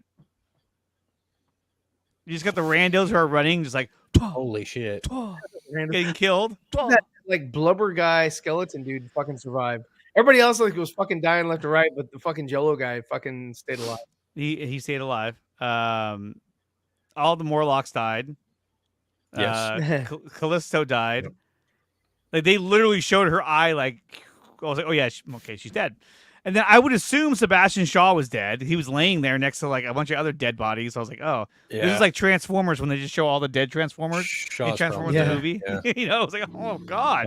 They didn't show if Emma Frost was dead, function. Correct. They didn't. And so like that whole idea about how because in the comics the diamond skin thing, and that would make sense too because then maybe that's what brings her to join the X-Men for the remainder of this season or whatever. But, it's crazy because when she's in her diamond form, she can't use her telepathic ability, and she also can't be attacked by it. So, like in the comic, she's the one who takes down Cassandra Nova. So maybe that's what happens again. I don't know, because she was in her diamond form, and Cassandra Nova was like, she couldn't fight her off. Yeah. Well, also Cassandra Nova would just be a if they were to introduce Cassandra Nova, then that would also give way for Professor Xavier to come and return and deal with his long lost evil crazy sister. Mm-hmm. Right. His like entity of a sister. It's crazy. Right. Especially if you know the whole backstory of like what and who Cassandra Nova is and just how fucking whack it is when you deal with that character on a X-Men scale. It is just insane. She's basically like, how do I want to say this? She's all for her own kind of mutant kind. She is twisted, devilish, and everything's so good about Charles Xavier. Take all the bad, and that's Cassandra Nova. Like she is evil with telepathic ability. It is fucking insane, and how twisted and scary that character is. Because I think she's like an Omega level, or there's a certain level of mutant she is, and like those are the only mutants that like she, she's basically all about mutant superiority. Yes, and the superior of the superior mutants, basically. Like as you said, the Omega level mutants are the only ones she gives a fuck about. So people like Franklin Richards, Jean Grey, who else am I missing here? Cable's an Omega level mutant. Like there's basically anyone below Omega level, she's like, get out of here. You're not worth my time. So you don't want the smoke. Nope. You want this. You don't want to catch this fade. Yeah. And Angel was there, or Archangel was there. Archangel was there. Yep. He kept flying around like, whoa, And then you just assume, okay, I guess he died. The other thing too that we were talking about last night was that I feel like Nightcrawler might stick around because they featured him a lot, so I would think he would stay with the team. And he didn't die. I thought for a second he was gonna die. I was like, dude, really, you gonna fucking kill Nightcrawler? And then he lived. I was like, oh, thank God. I'm still waiting to see Magic and Colossus. Like I want to see Magic and Colossus. Yeah, I mean they've hinted at them already, but they haven't actually been there. Right, and I want to see like Magic and Colossus show up as brother and sister. That would be fucking dope. Oh man. And even like I'll even take Quicksilver and Scarlet Witch too. Like that would be. You know what? Since Magneto's dead, and they find out, I wonder if they could pop up because of that. I don't know. That'd be interesting. Cause I don't know if I just rewatched the series, but I don't remember if Quicksilver and Scarlet Witch came into play or not. I don't think they ever did. I don't think they did. I don't remember them being in it, but I could be wrong. Yeah, right. So could I. Because we're wrong the most as it is anyway. No. You got to tickle their balls a little bit. There we go. That was a good transition. But, well, they were in X-Men Evolution, but I don't know that I don't recall them ever being in the original series. But I know Deadpool like made a small cameo appearances as just in spurts. But that's one thing I did wonder, to your point about Cassandra Nova being like kind of a lead in for Deadpool 3. I wonder if there will be like some kind of Deadpool cameo of any sort whatsoever, if they showcase Deadpool in any fashion whatsoever in X-Men 97, and will it be voiced by Nolan North or will it be voiced by Ryan Reynolds? That's what I'd be curious to know. Well, and so my whole point with the Deadpool Wolverine is that like you can easily do where at the end of season 1, she somehow leaves this universe, like she escapes. And then you catch up with her again in Deadpool and Wolverine, where it's just her, dealing. It's the same version of the character, but in live action. I don't think it would be that. I think it would be I think it would fall in line with how, like a parallel universe, fixed point in time situation, right? Because if you like Multiverse of Madness, they had the Illuminati take out Thanos in a similar fashion that the Avengers took out Thanos, right? Like a parallel timelines happen simultaneously, but they go about it in very different ways. I think you could see Cassandra Nova come in and wreck house in X-Men 97, and then also showcase a different version of Cassandra Nova wrecking house and leading to the events, or rather leading right into the events of Deadpool and Wolverine. So not necessarily the same exact character, but definitely a variant on that character, if I had to guess. Yes, One of the original 90s because they found out about Magneto being okay, yeah. I must have missed that part. Or I was probably busy doing something else when that episode happened. Yeah. We'll see. Maybe I was sleeping. Snoozing. I would put it on before I go to bed. I would catch a couple episodes, and then I'd do the same thing the next night. If I missed episodes, I missed episodes. Yep. It is what it is. That's how it went back then, kids. You missed it, you missed it. Yep. But what's the rerun? Yeah, the rerun. Catch the rerun. You find out in about 30 years, kid. Yeah. Right. And Rerun. so with that, let's Brand transition new. over to the other main topic we have for today. There's a new trailer for Joker, Folie Deux. Is that how you pronounce it? Sure. Well, yeah, I do. Folie Fully, I do. Yeah. So Well, they yeah, had I do. They had the teaser trailer before with just Arthur Fleck, played by Joaquin Phoenix, just laughing in his uncomfortable laugh at Arkham. And then they had the full trailer featuring Lady Gaga as Harley Quinn and kind of showing off some things. So my takeaway from the trailer, like this whole time leading up to it, I've been very adamant that the Joker movie did not need a sequel. It was perfect. It was a fantastic movie. Very, very well done, well performed. And the story kind of left it to where like what really happened was up to you. And it's really hard to follow up a movie like that, whistling that continues things on in a satisfying way. And of course, we had all the different headlines of, oh, the Joker movie is going to have, or the second Joker movie is going to have like elements of musical numbers and songs and such. And so we're all like, how is that going to play? I think this trailer answered that question pretty definitively, to me anyway. Because as I was watching this trailer, you see when we first, one of the first times we see Lady Gaga's Harley Quinn, she's in a room with other patients and they're holding up sheet music, or what looks like sheet music. And I think what they're implying is that, and I think they even said something along those lines in the trailer, that they're using some sort of like musical therapy for some of the inmates / patients at Arkham Hospital. Mm-hmm. And so that makes sense to where they're kind of internalizing this musical therapy. And then that makes it to where all the musical numbers that'll happen will simply be hallucinations in their mind together, kind of like how Arthur would imagine different scenarios, like, you know, being on stage and, you know, killing it as a comedian, you know, and I just think it's going to be really interesting to see how well they play with that and balance those elements together. But I'm more excited for the sequel now than I was before, just because it's starting to make sense as to what exactly they're doing. And it's like, this trailer is a great example to me why when it comes to reportings about movies and their trailers or what their concepts are going to be, the media do a terrible job, a terrible disservice at actually describing accurately what's happening. They're like, oh, it's going to have musical aspects, and that's it. That's all it gave away. It's like, okay, that doesn't make any sense. It did get people talking, but it also made people very hesitant because it's like, what the hell are we doing here? But I do think this trailer kind of either subsided some of those concerns for people who were like kind of on the fence. And if they were already not for it, then they weren't going to be for it in the first place. But I don't know. I really liked the trailer. What'd you guys think?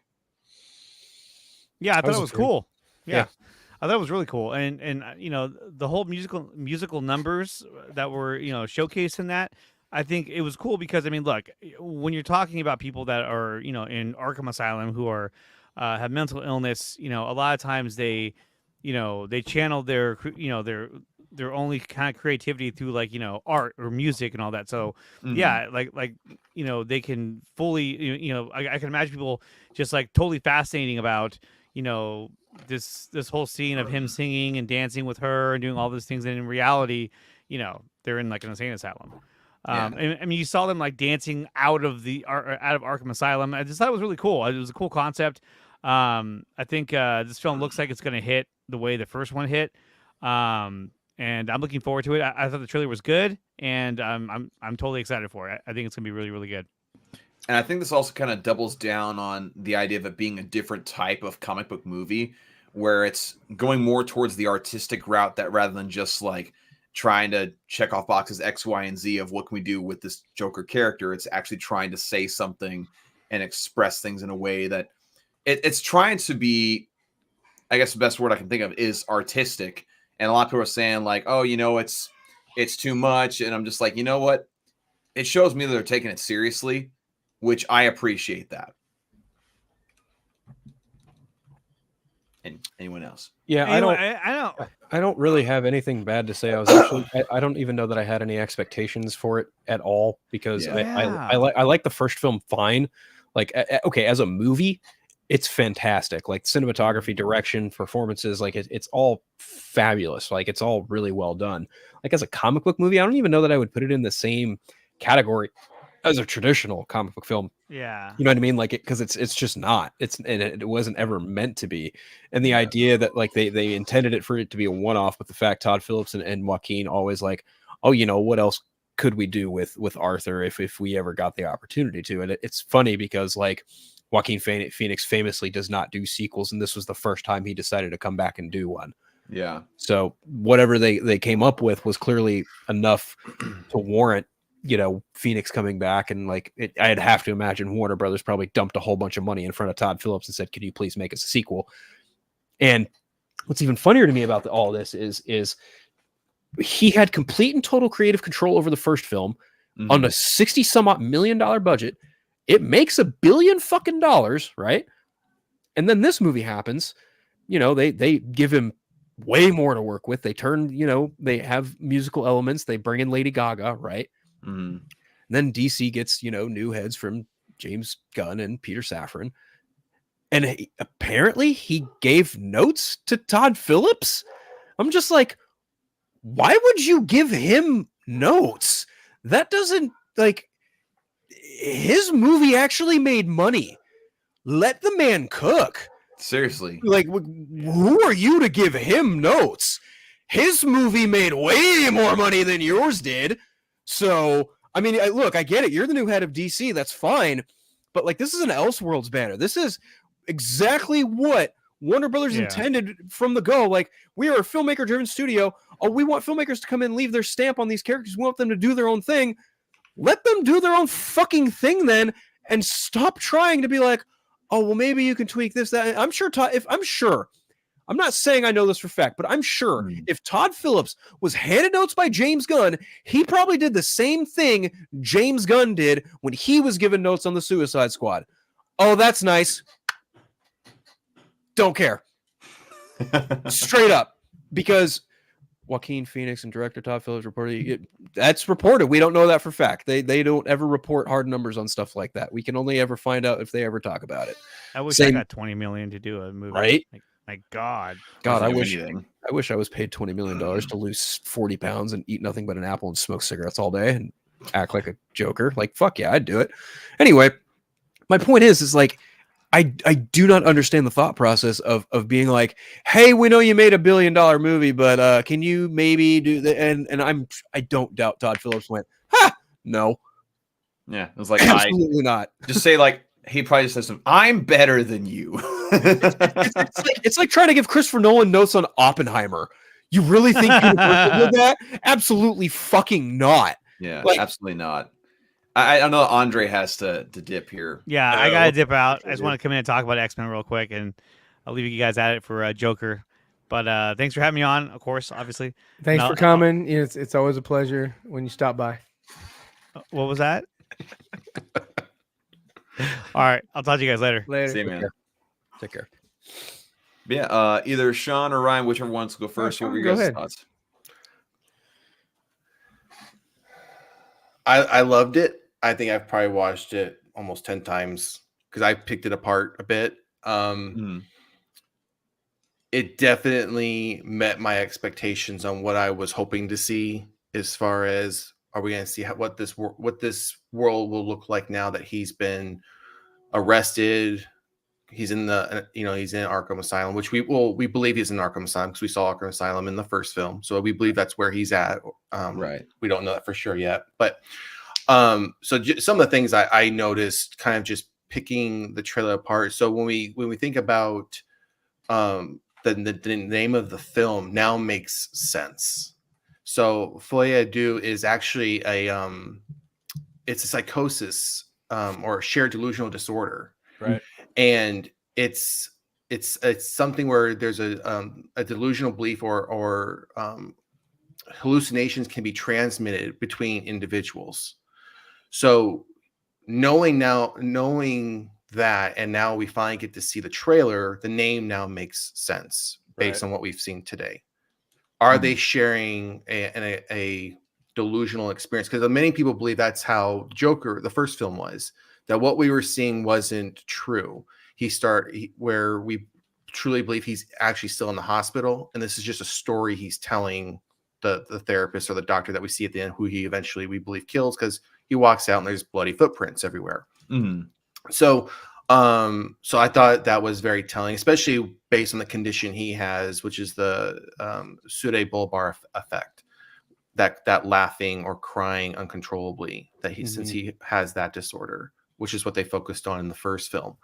I still think we don't know whether or not what we're seeing is something that he's imagining, or has he still been, or do we still believe he could be in this institution this whole time, and this is just the next step of his delusion, or the next step of what he believes is happening, and it's truly not happening. So I don't think we've seen enough yet to know that. And I also don't think we've seen enough to know if Lady Gaga's Harley Quinn is even a patient, or even real. So I'm going to go off the premise that is she even a patient? So yet we first see her, she's standing with what we believe is to be music, lyrics. She's in a group. Based on her clothing, it would lead us to believe she's a patient. She's wearing, looks like pajamas. The sweater I like a lot of the tiebacks they did for her clothing, because if you look closely at her sweater, the lower half of it is a red and black faded diamond pattern. A lot of the clothes she wears, like her leggings in the scene where they're dancing down the stairs, they're diamond pattern. So they really tied that piece of Harley Quinn's character from the I guess comics, so to speak, or just the character itself, the diamond pattern, into her clothing throughout almost every outfit she was wearing. So that was a nice callback to the character. Because what we saw here, there could be an essence of flashbacks. So we see Harley Quinn coming, we're at the top of the stairs, and we see her appearing at the top. So my question is that a flashback, or is that her coming home from the hospital, from where she works? And she's standing in that crowd where we first see her as, well, she's just trying to make everyone comfortable. She's one of the doctors there. She's seeing with her patients. Another aspect that makes me believe that she could be a doctor at the point is we have that what could be a flashback where we see a blonde woman throwing a trash can into a store window with the TVs with Joker on it, which it looks like that's when he was arrested and caught. Is that Harley Quinn? And if it is, then that would show that she was part of the riots at the end of Joker 1. She was in that crowd participating in that. Some of the other things I noticed, I'll wrap it up real quick. The dancing that they were doing on top of Arkham Hotel, we see them do that, which I thought was a nice callback to two things. We saw something very similar in Suicide Squad 2016. The director's cut that the studio released, where we see Jared Leto and Margot Robbie dancing. But it was also a callback to Alex Ross's artwork, where he had a piece where they were kind of dancing as well. So that was a nice callback. I also thought it was a nice callback where Joker's in the white suit to Dark Knight Returns. True. Yes. That was a nice. That was a nice. I'm assuming these are callbacks because that's what I referenced them to when I very first saw. I was like, oh, I've seen this before. I've seen the Joker kind of wear this type of outfit. They're like, before. oh wow, yeah, I know. That's exactly what we were going for. Yeah, I'm sure that's what they did. But I don't know if the average viewer is making those tiebacks. But on the dancing scene, we see them dancing on top, and then as they do a shift, we see them dancing in the rain outside. If you look behind them, there's a building on fire. Later on the trailer, we see them running down a hallway as if they just started the fire because the fire just started behind them. So obviously, the way the trailer is pieced together, it's obviously not in the order of how we would see it in the film. But I just thought, and the last comment I'll make is at the end, where it looks like it's a blonde woman who puts the makeup on the glass. If it's Harley Quinn and she is a patient, why is she on the other side of the glass and he's on the opposite side, as if that side is where the patients or criminals are kept? And we just appreciate how amazing a shot that is. That was how it faded on the makeup, faded off that to him, and then he went up to it and smiled, and it kind of just perfectly covered. Well, I thought that was such a great shot. I think that could be CGI. I mean, they do stuff like it's all you have to do, because she was in the foreground, so and her hand is facing away, so you really don't have to match it to anything. All they have to say is just, hey, move it from here to here, kind of like the Disney Channel. Well, yeah, like, hey, thanks for watching the Disney Channel. They do thing. Yeah, whether it's CGI, so no, I mean it's a cool shot. Yeah. So in fact, I saw a post that someone made where it's like, I get like they're saying, I have a theory that Todd Phillips thought of this shot, and that's the main reason he made the sequel to this, just to have that one shot in the movie, because it was so dang good. Real quick though, Silence said, I got rear-ended right after my super chat. Oh, sorry, man. That's terrible. Fine. Just a student driver. Glad you're still getting enjoyment out of the OSSC, the converter that I have. Let me know when you want another retro console, dude. I will let you know. I'm gonna milk as much enjoyment out of this PS2 as I can, get some more games, but I will definitely let you know, man. I appreciate it. Nice. Silence. Scotty's awesome. But so last 3 points I'll make is we see Harley Quinn going up the steps to the courthouse. I believe at that point, still potentially the doctor, but now she's starting to go crazy. She's starting to join Arthur in his delusions, or what the crowd believes him to be is their savior. Because you look in that crowd, there's signs that say free Joker. Some say guilty as charged. And then we see a larger explosion, which we can, if you pause it, you can tell it's happening in the courthouse. And I just like some of the callbacks, like when she did like the smile on her face. Joker did that in the first. The finger guns, we saw Joker do that. We saw ZZB do that as well. She did it. So there's these definite callbacks to the original that they're bringing forward into this one. I'm all in on this. I loved the first one. I probably watch it multiple times a month. It's just one of my favorite films in general. I don't look at it just as a comic book film. I look at it just an overall film. This is a day one view for me, probably 2 viewings, because I know they're doing it, releasing in IMAX and even 70 millimeter IMAX, which from what I heard, only 30 theaters in the country actually have that ability to show that format.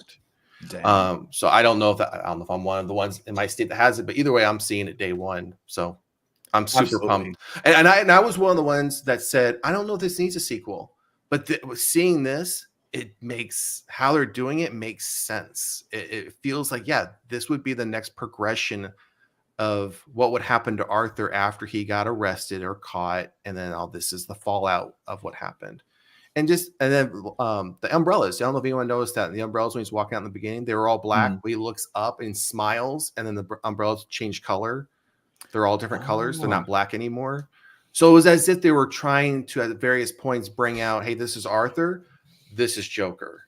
Anyways, I'll turn it to Ryan. One thing real quick that you mentioned that kind of got me thinking is you talk about her still being a doctor, but kind of making her patients like kind of comfortable around her and interacting with them. It kind of makes me think of what Mark Ruffalo's character does in Shutter Island, how he kind of participates in the delusions and like kind of plays a character.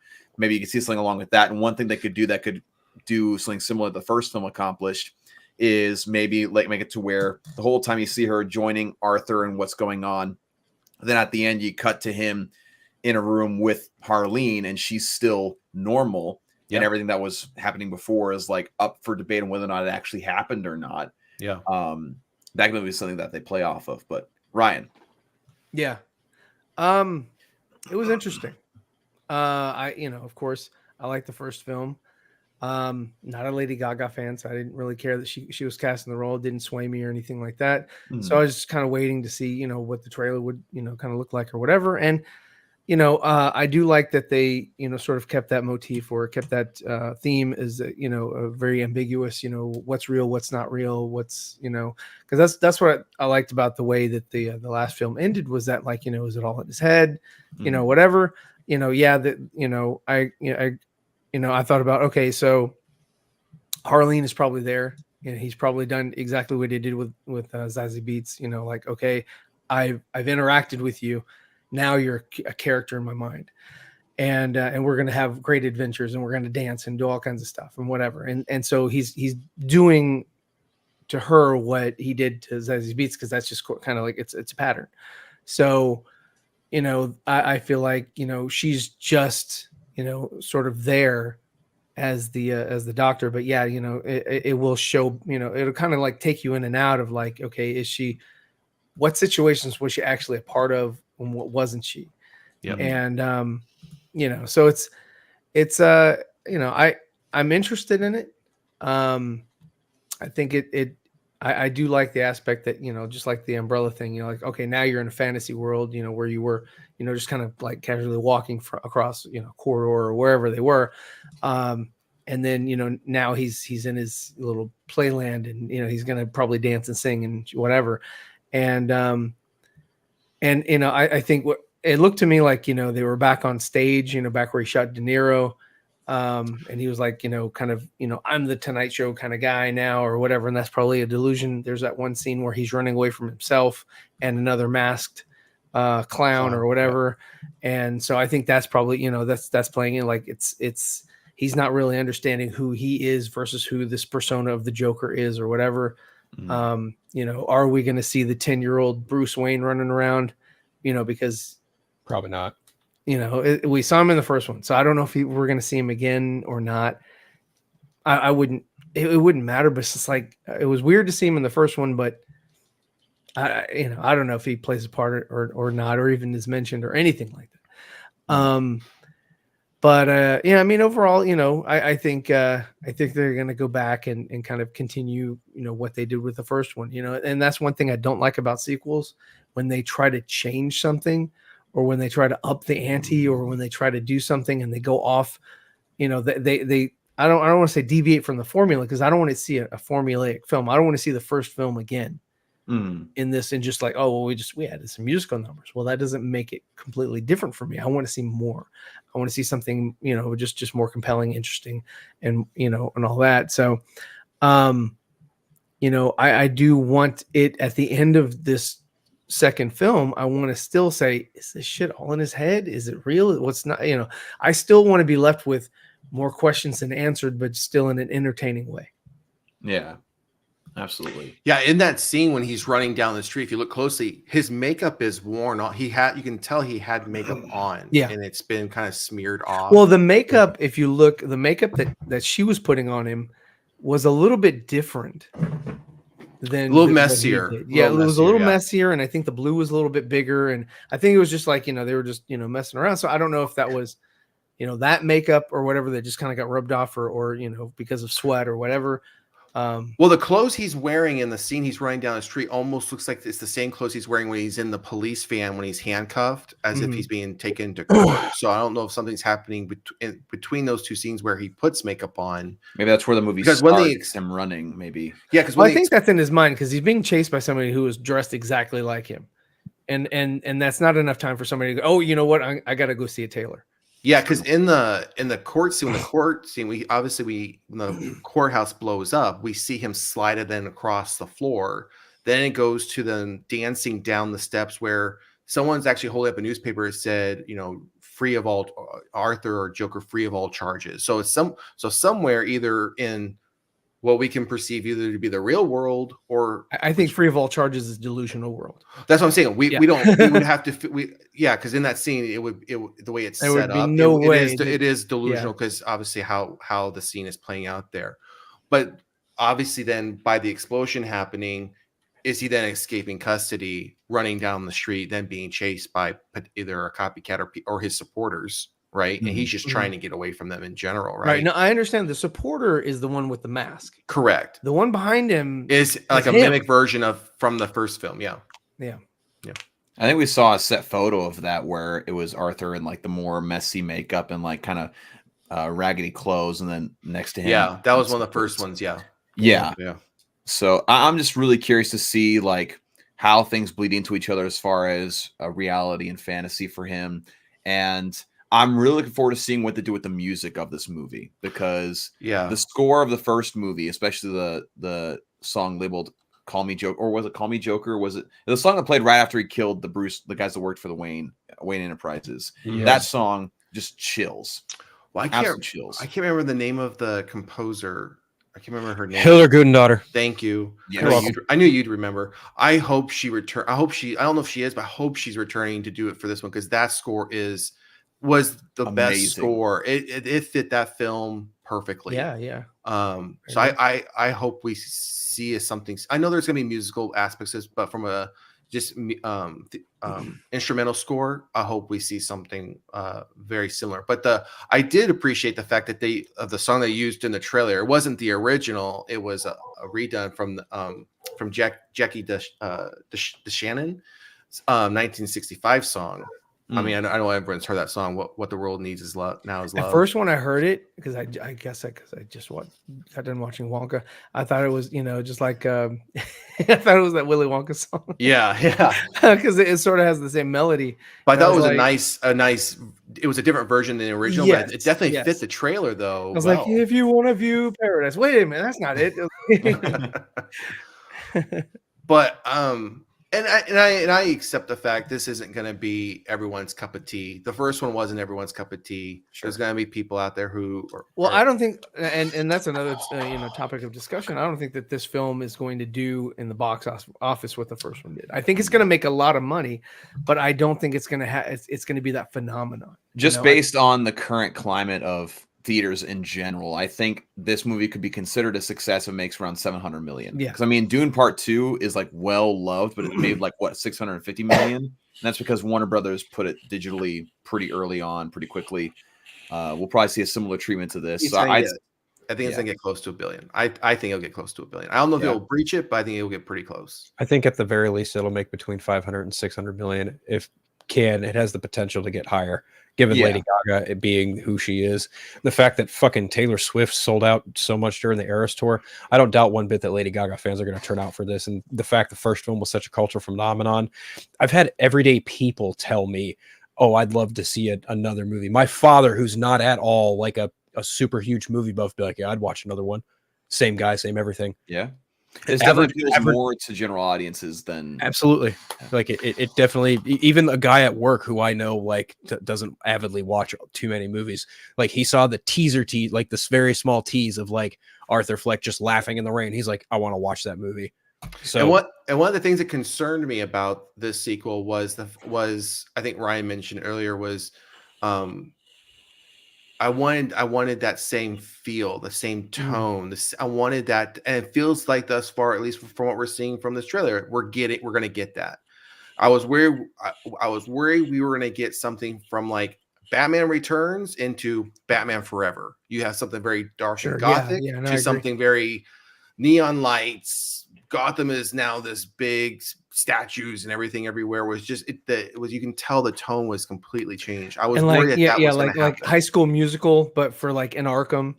Just like everybody's like da da, and just like like this was going to be like all stupid the Glee version of Joker. I think that's the biggest concern that anybody has ever had since they're talking about like 15 cover songs or whatever, and they're like, oh man, I know. And it would be nice if the cover songs were just like maybe not even a minute long, that you just like segments it's of them. Situational. It marries well with the situation or the scene, and it's only for a moment. When and it it's not looks the like whole they're in a song, and they don't break out, and the guards don't start dancing and singing and shit, and all kinds of moronic crap. Mr. Freeze comes out, hey, Yeah, well, it looks like they're in a jazz bar bass on the background where you have. They look like there's trumpet. It looks like a very much jazz bar atmosphere when he's. Oh sure, holding the yeah, mic, when she's at the piano, yeah. And then we see a shift to where now he's beating somebody with a bar stool. And then when she does like the smile on her face, if you look behind her, she's actually doing that in the courtroom, because right behind her you can see all the folders of evidence, the boxes, the lawyers. So that it'll be interesting to see if there's a singing aspect to the courtroom before it gets blown up. So yeah, but yeah, I like I said, I watched it multiple times just because I wanted to make sure I was like, I want to catch every little thing on this thread because I couldn't wait for this to drop. Yeah. So. Antonio says here, Dawson people went to see IMAX theaters instead of the regular theater to see Dune 2. I mean, yeah, that's exactly what I did too. My point is that like it's still really well loved and still didn't make $1 billion. So, like there's still that threat of not making it, which like it doesn't have to make $1 billion in order to be successful. It just doesn't. No, it doesn't. But that's sort of, I mean, everybody likes watching the money, right? Everybody's like, oh man, this could do this could do that. Oh, this is definitely going to be this because this, it's such and such, and we have high expectations and whatever. And I sort of like to go into something and sort of temper my expectations. If it does $1 billion, it does $1 billion. That's awesome. Well, and I think Phil brings up the best point on that is you're going to have an audience who probably didn't go see the first one, who will go see this one just simply the fact that Lady Gaga. Sure, yeah. And I think that might be the push it gets to maybe put it over $1 billion is bringing in her. Otherwise, you're looking at between a 5 to maybe 700 million top film. But I think the Lady Gaga aspect will definitely probably push it over. That's definitely something to consider for sure. I think her popularity will definitely bring it higher than maybe it would if it was just Joaquin Phoenix. Because she's got a big. I mean, look at the trailer. She doesn't have a small role. I mean, it seems like she's in it, like with him there, and the whole movie is just about these two. Well, I mean, what about that one with Bradley Cooper? It was a remake of a remake, or The Star Is Born. Yeah. Did that blow box office or whatever? I mean, she had a following then. I mean, I know the one song from it like blew up and people loved it, but I can't remember the box office numbers for A Star Is Born. I think it did mildly successful. I'm not going to compare A Star Is Born to Joker. True. I'm just saying, I think Phil's got the numbers. For the record, the budget of A Star Is Born that starred Bradley Cooper and Lady Gaga, $36 million. Box office total, $436 million. So it made a good amount of money. Yes. So that could put it close to $1 billion. I mean, was everyone rushing to see Bradley Cooper in that? I mean, they probably not. I mean, he was fresh off the heels of Todd Phillips' Hangover, so yes. The greatest trilogy in movie history. I don't know about that. I like the first one. No, yeah, we're gonna cut that out. Edit that out. And we're gonna clip that. Clip that. Like, hey, guess what Sean said? Hangover, greatest trilogy ever. Oh man, but yeah, no, I mean, I think it'd be very exciting to see what this movie does. I'm excited for just something to be sort of artistic in a way, because like we had Dune Part 2, which was like cinema at its finest in the modern age. Then we have, Joker, Folie Deux. That's like gonna be actually like something that's meant to be impactful and with striking cinematography, and hopefully with the similar score that we got in the first movie. Like, I'm just very much excited for something like that, because I remember when I watched the first one in theaters, I watched it with my little sister, and we were just sitting there like we had no idea what to expect from it. And then when the game show or talk show scene happened, like we just looked at each other like, holy crap, this is incredible. Like this is, and my sister's not into this stuff at all. Like she's not into superhero stuff. She doesn't keep track of it, but like that one, she's like, yeah, that one was freaking incredible. Yeah. She's like, well, maybe you're not such a nerd. Yeah. Yeah.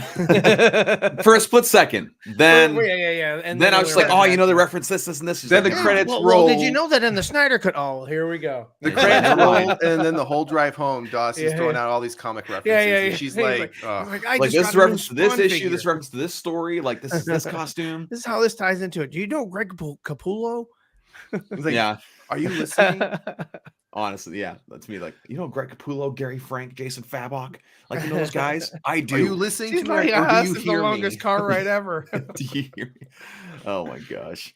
But yeah, no, I'm very, very stoked. I think it could be really, really interesting to see how it does. Because I still want to eventually get the Steelbook of Joker. I think I have just the Blu-ray. I don't think I own that movie yet. I don't own it. I have it on Blu-ray. Guys, I'll buy you a copy. If you don't have one, you gotta have one. Come on. I have the Bluray, but not a Steelbook. I haven't seen what the Steelbook looks for that. Sean's like, I'll send you a picture. Sean's like, have you heard about our Lord and Savior Todd Phillips and his masterpiece? Yeah. Joker? Let me spread the good news. Let me just spread the word of joy. Oh man. I want you guys to be fully ado. Fully ado. This is the Holy Scripture. Have you seen it? Have you read it? Have you seen it? Have you digested it? No? Then here, watch cinema. Show up at your door with it in my hand. Have you heard the good news? You need to do just a short video of that. Just do it yourself and just have it yourself. Like knock on the door and then you open the door and it's like, have With you the Joker. witnessed cinema? Yeah. And then the other you's like, what? And you go, no, time to witness cinema. Blood smile. Yeah. They just have Right, the other that's you great, sit yeah. down and watching it like crying, like that Danny DeVito movie. Like, I get it now. I get it. Hey, I'm gonna have a lot of free time on my hands here in the next one day. So Do it. Yeah. Do it Definitely up. take advantage of that. Droger here says, Dawson, did you watch the Invincible finale? Yep, I did. I watched it the other Oh day. and wow. I- I'm Okay, so sorry. it's done because I watched the first couple episodes and I was like, you know what? I'm gonna wait till the whole thing and just binge. that's It's what I've been good. doing. It's doing a good job of following the book and changing some small things here and there. They changed up how things go down with Amber in this season a little bit from the book. Of course, they changed a lot for the first season as well with that relationship, which in that first season it wasn't good changes, but this one it's like, okay, it makes sense. How they handled gosh, what was Langstrom or gosh, what's his freaking name? Langstrom what's his name? Anyway, the big brain guy. Yeah, they handled him really, really well in the episodes that he was in. Oh, right. He was the one with like all the different versions of him. or Angstrom whatever. Levy. That was Yeah, his name. okay. Yeah. So either Dawson really couldn't remember, or he was stalling to see how long Phil could hold up his thumbs up. Oh, no, I didn't know. Sorry. I was trying to think. No, Joe got correct me. Angstrom Levy. I was combining his first and last name a little bit. I know you're proud of me, Phil, for liking it. Okay. No, that's not at all. I'm just glad you like it. That's what the thumbs up. That's for what I'm is. saying. That's for anyone who likes that show. I'm sorry, Phil. There's nothing to be sorry about. Like what you like. No judgment. I just think the you show can't looks. enjoy two great animated shows right now. It looks cheap. I don't like cheap. It's look, you make me want to choose between a high-end prostitute on Vegas or the cheap one down the fucking road in the middle of nowhere. Both of them were prostitutes. Exactly. They'll still Yeah, but one needs they'll a both daily give you the reach around. But one needs a daily shot, the other one doesn't. Yes. Sean gets it. One needs a penicillin shot at the end of the night, the other one doesn't. Anthony here saying now we have to wait 5 years for Invincible season. I don't think so. And guess what? Not only are you going to wait 5 years, you're going to wait 5 years, and then it's going to get split up into 3 different fucking parts. 3 episodes. I don't think that'll each. happen again. I don't think they'll Harry Potter. No, this one. they will 100% because that's how they fucking operate. Potter. Yeah, I don't know if they'll do it the same way again because I think they get a lot of bad feedback from that. They don't know what to fucking do with that show. They don't know how to release it right. So yeah, they're figuring it out, but I'm still enjoying it. Look, Good, I even saw their little cameo from Josh Keaton. I was like, oh, that's cute. But They it's had a still lot not. of fun moments. Yeah, In I'm fact, sure. like first and foremost, Mm. I don't care about the specific thing, but I thought it was fun that they did it. So Invincible characters have been featured as like skins in Fortnite recently, which I've never played it. I don't God. care. But in the last episode they had, they briefly show. So in the story, Angstrom Levy like teleports things to, like different dimensions, and so he does the same thing to Mark. And after Mark comes back from one of them, he hits him over the head with a specific rifle that is seen in Fortnite. Oh, And so it is now basically canon that Invincible has been to the Fortnite universe, which is like fun for people who care. Money. If you could turn me off more to that show any way, shape, or form, that did it. It's like 2 seconds. That fucking did it. I have no desire to watch that show now. Hey, I don't care about my Fortnite, God. but I thought it was funny that they did it. That's stupid. Anyway, That's just That's a multiverse right there. That's pretty... the Fortnite verse. Fortnite verse. There you Fortnite go. verse. That's No. dumb. Sorry, but They did have a good homage to Batman without saying Batman. They did all sorts of fun stuff with that. Well, cool. Mark and Omni-Man are basically riffs on Superman and Spider-Man, so sure, why not? Let's go ahead and riff Batman and Spider-Man more while we're at it, right? Well, they made it to where he like visited the universe of Batman and didn't say his name, but he's like, "So you're a guy dressed like a bat, and you're called? Isn't that a bit of lazy?" Like that kind of joke. Of course, they paid homage to The Walking Dead, which also happens in the books. Trying to think what else they did with that episode, but yeah, no, it's. I can sum it up for you. I can sum it up for you in 2 words. Seriously, just give me 1 second. It's 2 words. It's 2 words. 2 simple words. 2 very easy, simple words. Oh my gosh. Well, actually, it's more like 3. Oh my God, I don't care. I do not. I don't care. It was way more than 2 or 3 words. It was the was on same repeat. 3 words It was on repeating. Okay, all right, fine. I'll shut up about it then, Phil. No one cares. No one cares. Do you care? No. Do you care? You guys got any Benadryl? See? No one cares. I need Benadryl. I need Benadryl after hearing you talk about that fucking show. I'm kidding. I'm Clearly. fine. Whatever. Clearly, I'm kidding. Wait, do I have Benadryl? Hold on. I might actually have Benadryl. What is Here this? you go. Oh, Omni-Man. Here you There go. you go. It's just for you, Phil. Just for you. Think, Phil. That's what she said. Yeah, I'm thinking real hard about how much Superman would clown Omni-Man in 2.5 seconds flat because Robert Kirkman is wrong.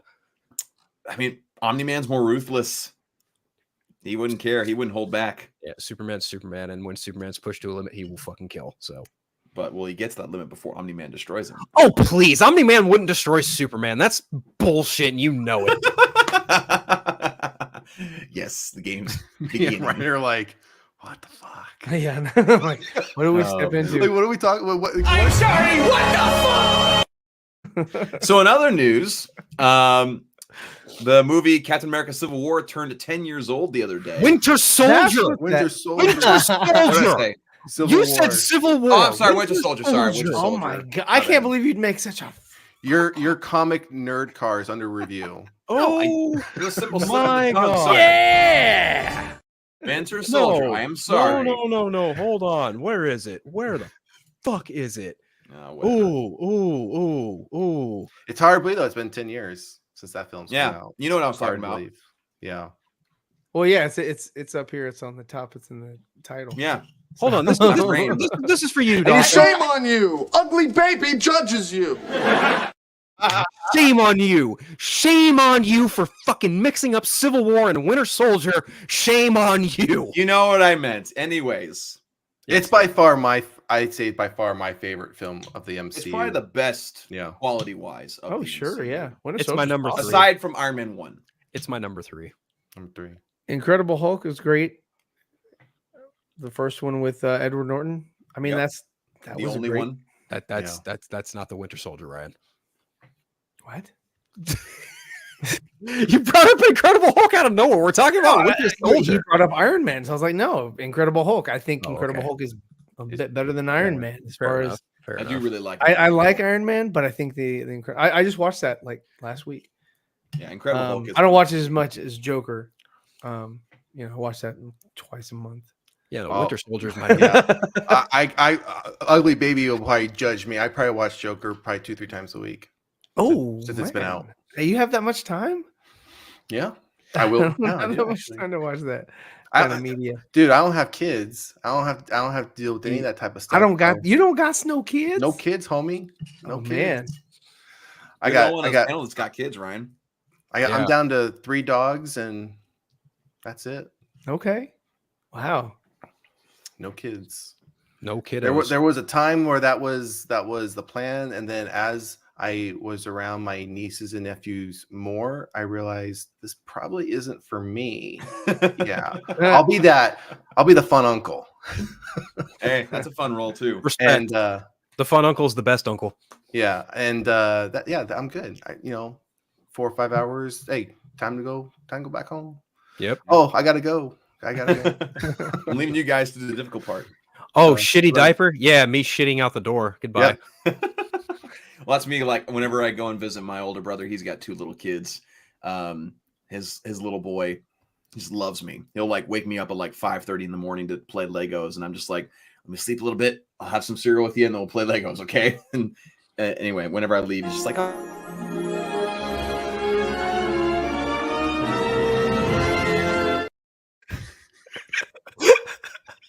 Okay, every other drop before that was actually worthwhile. That was useless. Go on, Dawson. Yeah, Ryan, shut the hell up. Anyways, Winter Continue your Soldier. anecdote. Yeah. Winter Soldier. Yeah, Great about film. my nephew. Civil Fun War. story. You can shut it. You know what? Anyways. There's going to come a time when you get to show your nephew Winter Soldier. Yes, And it will be an AMC classic. Yes. Kevin. What's up? G Cool's in the house. We're gonna turn over to AMC. What's AMC? Uncle Dawson. This is where we watch the classic films. Mm-hmm. Winter Soldier's on tonight. After this is Man of Steel. Oh man. And then No. Spider-Man 2. Yeah. Speaking of Man of Steel, anyone care to give their opinions on the new Superman emblem that was shown? But Oh, it's yeah. the same logo though, right? Yeah, Look we'd at already Jane. seen it. I'm confused because like people are like, oh, it's revealed. It's like we saw it already. Yeah, Well, I know, right? It's I'm like, saying oh my reveal- god. I'm saying revealed in this way because it doesn't, in my opinion, doesn't look like what we saw from the brief angle of the suit that we've seen. Here's And my- do you agree with how this was revealed? Because I've noticed the comparison across the social medias is when you had Henry Lennox do like that brief talk over and they revealed the Batman logo, v yeah. Superman logo, the response to that versus the response to this. And of course, everyone's doing the comparison of this to Henry's Superman logo. So So I what just- are they saying? The only thing I know is Peter Safran was at a podium. That's all I know. well, I mean, they're going so far as picking it apart as parts of the symbol don't align, like especially on parts of the S. Some parts are. I mean, they're getting down to this nitty gritty. I wish I would have saved the post where, well, the top part is, and I'll just use an example, is 1.5 inches, but then the side and bottom parts only 3/4 of an inch, so it doesn't look symmetric. It doesn't look like an S, and I mean, they're really going after this new. Who is? Oh no, I'm just talking about across the social media. Like I said, I didn't save the. Have they never seen Alex Ross's symbol before? I don't Like, think so. They probably Probably don't know who Alex not. Ross Well, I mean, is. that's probably the reason why, what's his name? James Gunn chose it was because, it's starkly different than anybody's seen. They're like, oh, this is a different Superman, and this is the way that you'll it's a completely different S or whatever the hell. Correct. And as I mentioned, I don't think a lot of people would know Alex Ross's work and his designs unless you're really into this world, right? I mean, they're going to go off a point of reference of Christopher, Brandon, or Henry's symbols. And Well, that's Brandon my was comparison. on CW with it, right? mhm. Yeah, both the black and red version and black and yellow version. So I mean, they have been red and yellow, introduced. not in our black and pop. yellow. So, Well, sorry, yeah, red and yellow. red and yellow and black and red. Yes. My brain's just tired today. Ralph wore both the black and red and the yellow and red version of the Kingdom Come symbol. They made a big deal of like, why do you have black in the logo? That's depressing. It's like, I mean, who the frick cares? you know what? I'm with Cortez. I'm not much of a Peter Safran fan either. But and I'll just leave it at that because there are some things that I know about that guy where I'm just like, yeah, I'm good. I'm not exactly a fan of you, so no Yeah, thanks. I don't care too much for him either. Yeah, me either. Like that guy is. Oh, he's been comment.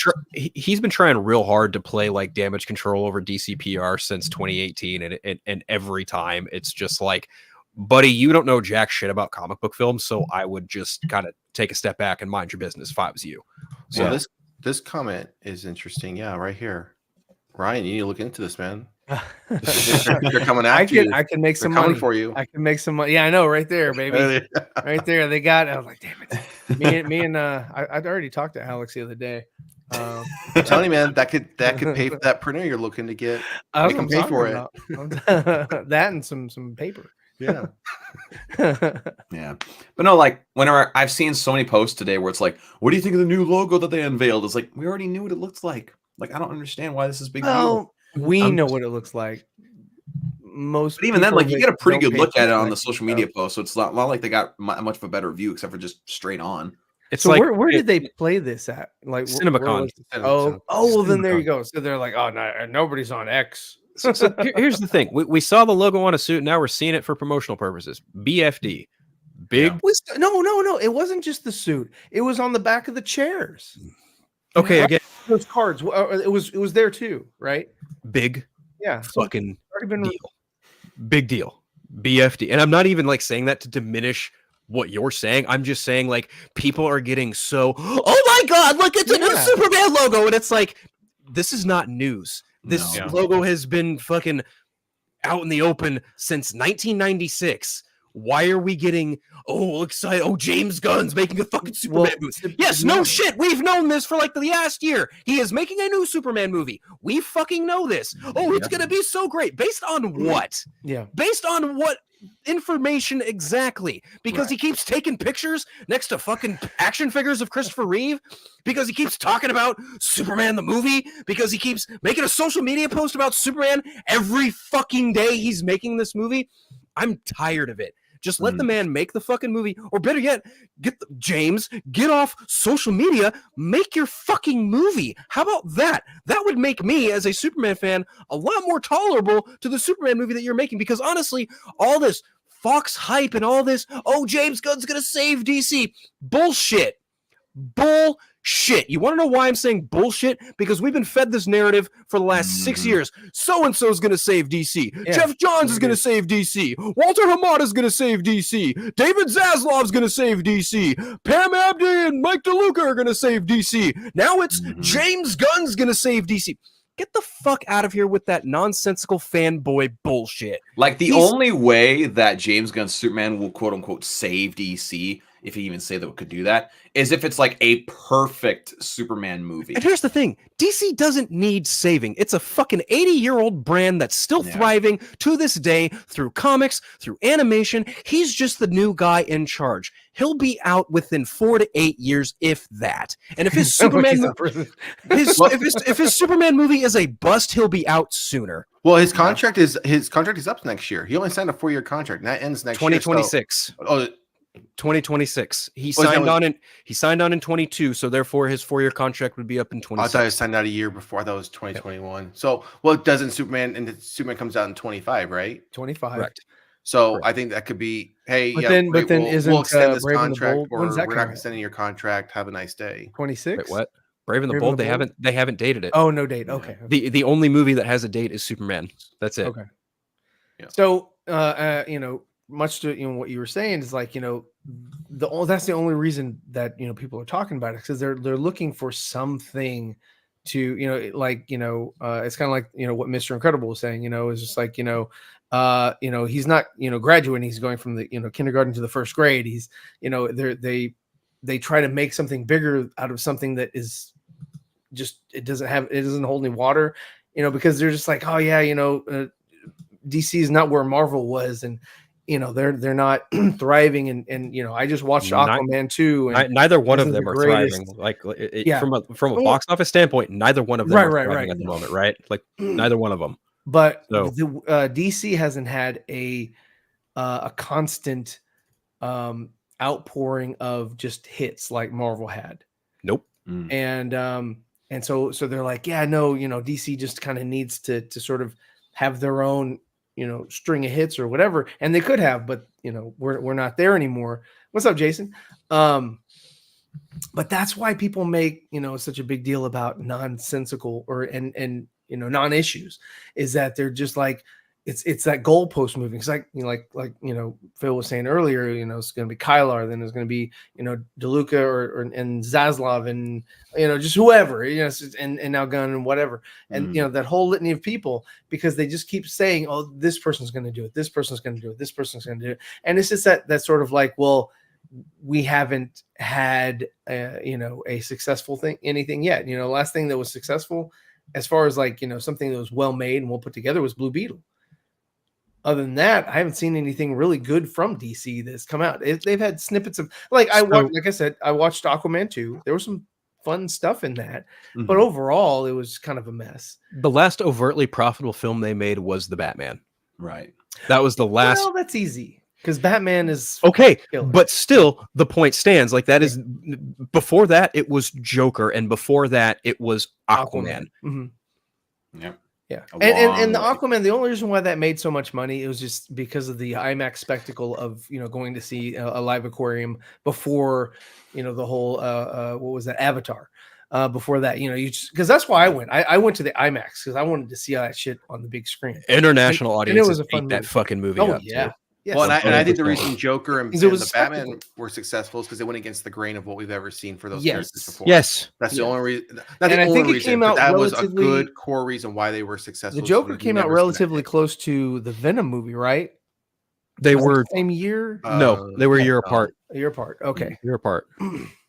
But Ve- I mean, it was Venom- different, and it was, and the Snyderverse was at that point in time still being fought for, struggling. They're still trying to like figure shit out or whatever, and they're like, here's something like same thing like the Batman.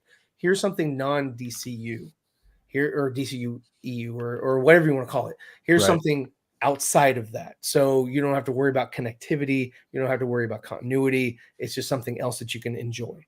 And I think people were like, oh, breath of fresh air. I don't have to worry about the studio fucking things up.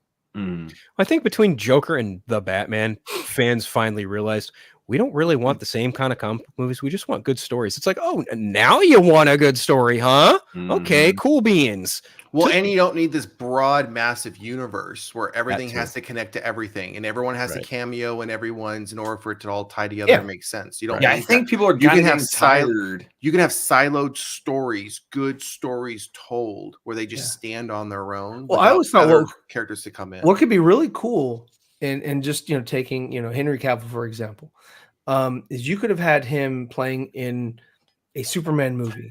And then you could have had him in another movie as a different type of Superman, that just fit that movie or fit that story. Yeah. And just completely different. It's a different actor. He could act a different way. He's a thespian. He could be a different version of Clark in different mediums. Or they could, they which would be kind of weird, but they could have multiple people playing the same character, but in different they could do Gotham by Gaslight in live action, and then they could do Batman Beyond in the same fucking year, or and you don't have to have the same Batman who's playing old man Bruce and then the Batman from overseas, or they could do the whole Superman, the Russian Superman, Red Sun. You could do that in a different version. It could be Henry Cavill, and he could have a they could say, hey, we'll have you have a Russian accent, and that would be interesting and different, and it would be a different vibe and a different director, but as long as the story is sound, as long as the movie is solid, then I say fucking do it. I think that's awesome, But it's that whole like, okay, no, we have to have all this connectivity. And James Gunn said, okay, now not only will the actors be the actors on the silver screen, they'll also be the actors that are behind the voices of the video games, animation, and animations, and all that. And he's now bind himself to this to less creativity. Versus to that point, I asked the question, what are you going to do when someone can't make the schedule, James? You're inevitably going to have to recast for that instance for an animated project. Or what if someone doesn't feel that they are getting compensated enough for said animated project? You better have it in their contract that they're going to get at least a base sum pay per project they do. Otherwise, this whole idea of, oh, this person's going to be this character for this version and that animated movie, and then this live action film or this live action series, and then this animated series, it's like the pay and hours is all very different. So I think one thing that's interesting about this is that, like, you look at the scope of what's happening with comic book movies, like nowadays, for me at least, I get the sense that the more interconnected things are, the more exhausting it is to the audience. The mind kind of is turned off to that idea. It's like they want more cohesive stories, more interesting stories, rather than things all just needing to connect. It's kind of similar to what I've seen a lot with the comic scene, where all these comics, all these different stories connecting and overlapping and everything, people kind of get tired and therefore kind of drift more to independent stories because there's an end goal in sight. There's an idea, there's a story to tell. Yeah. And so I think we're seeing a similar trajectory in that way, where people are just more interested in seeing a fun story or a well-told story rather than things just connecting to the next thing and the next thing and the next thing and then sidestepping a story here. Is like, I don't know. That's just what I'm seeing. Well, I think Ryan or Phil mentioned this in a couple of weeks ago, in obviously a different episode, where you shouldn't have to watch 3 TV shows, 8 movies to understand what this next movie that's coming out is going to be about, or who's going to be in it. You shouldn't. You shouldn't have to watch Kathleen Kennedy talk about fucking shit at Disney. And I think that's where to find out what the fuck's going on in Mandalorian season 3. Yeah, and I think that's where I know the phrase of comic book movie fatigue was like a buzz phrase for a while. But maybe the question is there a fatigue of just having this broad connectivity across the spectrum of these universes, right? I don't have. Oh, go ahead. No. Go ahead. You have people that don't that sort of feel a little overwhelmed with like, okay, if I want to get into this or I want to watch this, exactly. Where do I start? And if I watch this, am I going to fucking understand it? You know, do I have to have a foreknowledge of what has happened before in other movies, even though I haven't seen those other movies? My friends want to go to this movie and they want to watch it with me. I want to watch it with my friends, but am I going to go in there like, lost? Well, real quick on that point, like if someone came to any of you on out of the blue, has no exposure to MCU movies, TV, nothing.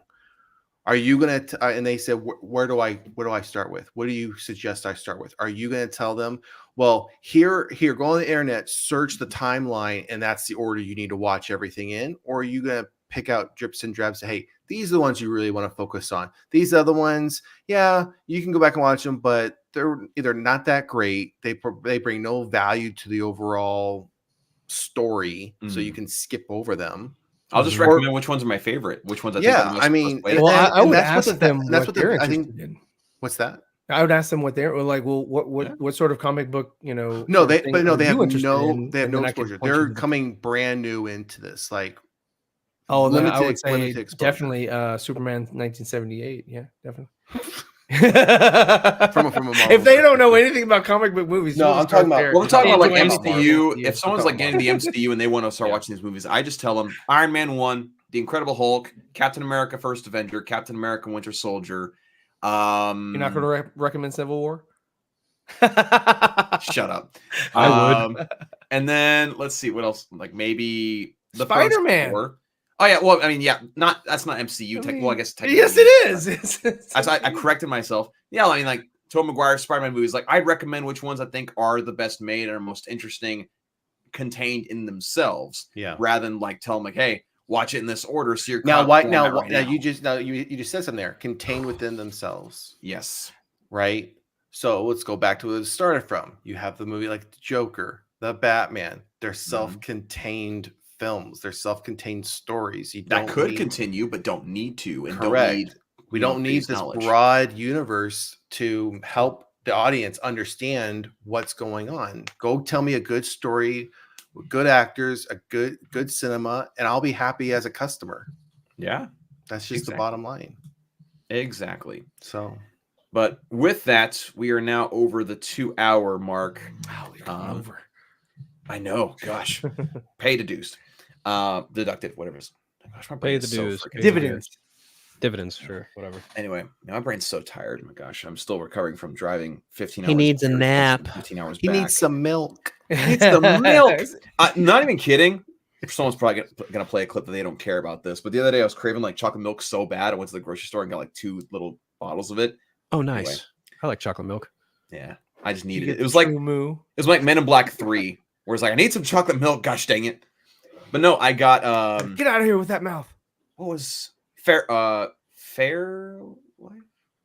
Faucet? Yeah, Fairlife milk. Yeah, that's good stuff. I thought he was going to say. I was thinking Farrah Fawcett as well. No, Farrah Like, Fawcett. is that who you saw? I'm like, is that who he's talking about? Oh, Must be a he's talking about must be a Fairlife. generational gap here. Farrelly brothers? You The think? two older guys are thinking Farrah Fawcett. oh my gosh. Anyway, yeah, that pretty much covers all the topics we wanted to cover here today. Did anyone have anything to add before we close out? Any No. cool stuff to promote or anything, or anything cool coming up? Not particularly, my friend. Next Wednesday's Andre and I next Wednesday watch party. Next episode of X-Men 97. Nice. There you go. We'll have the pre-show 30 minutes before it starts. We'll switch over to X and Twitch for the episode, and then we'll come back to YouTube for the wrap up Nice. and reaction every Wednesday until the season ends. There you go. Nice. I'll show you guys a commission that I actually finished. Well, actually not finished. I still have some small stuff to do that I did today. Ooh, This is look at that. Aricia Green Lantern. Oh, nice. Oh, Nice. pull up my Alright. screen a little bit. Very cool. Yeah, getting some good negative space use here. Get the little Green Lantern I symbol. like the green accents What around is the that? black. What's under her right That's a leg? shooting star. Oh, okay, gotcha. Space. Got the stars going on there. Yeah, I got that, and then I'll show this off. I actually drew this when I was on Dave Pena's stream the other day. I needed to draw some Batfleck. Hadn't drawn Batfleck in a while. Here's Oh, a scan cool. of this. Yeah, I like that. I'm having a. I asked a inker that I know to give it a try inking it because I just want to see what he'd do with it. So we'll see. What is quiz? That is the Latin phrase for who watches The Watchmen as seen on a pillar in BVS. I put it on the Oh, wall. okay. I didn't see the other stuff under it. Yeah, quiz something impos. Anyway, yeah. Anyway, that's the basic idea. And then of course I got Comic-Con this weekend in Chantilly, Virginia. So that'll be fun. Hopefully, still some plenty of good stuff. Is that all we got? I think so. Well, That's all I I, got attempted- going on. and Craig and I recorded an episode last night for the Eternal Night, but then my audio got all fucked up, so we have to record it again. Oh man, That Yeah. sucks. I was so pissed. Like the file got corrupted, or like No. So what happened was my audio settings were off, and it captured the audio from Craig, but it muted it. So I had to go back in and angle the fucking settings, and now it's capturing the audio again. And now I'm just like, great. Now I have to record a whole hour and 15-minute conversation all over again. well, hey, you have a memory to pull from now. Right. Right. Anyway, with that, we always appreciate everyone tuning in. We appreciate Andre for stopping by for a little bit, taking a break from helping out his family a little bit. So I hope you all have a great week, nerd-filled week, all books, movies, whatever. Of course, appreciate everybody here on the panel. Good buddies, good friends. Always appreciate the good conversation. And we'll see you guys next week. Bye.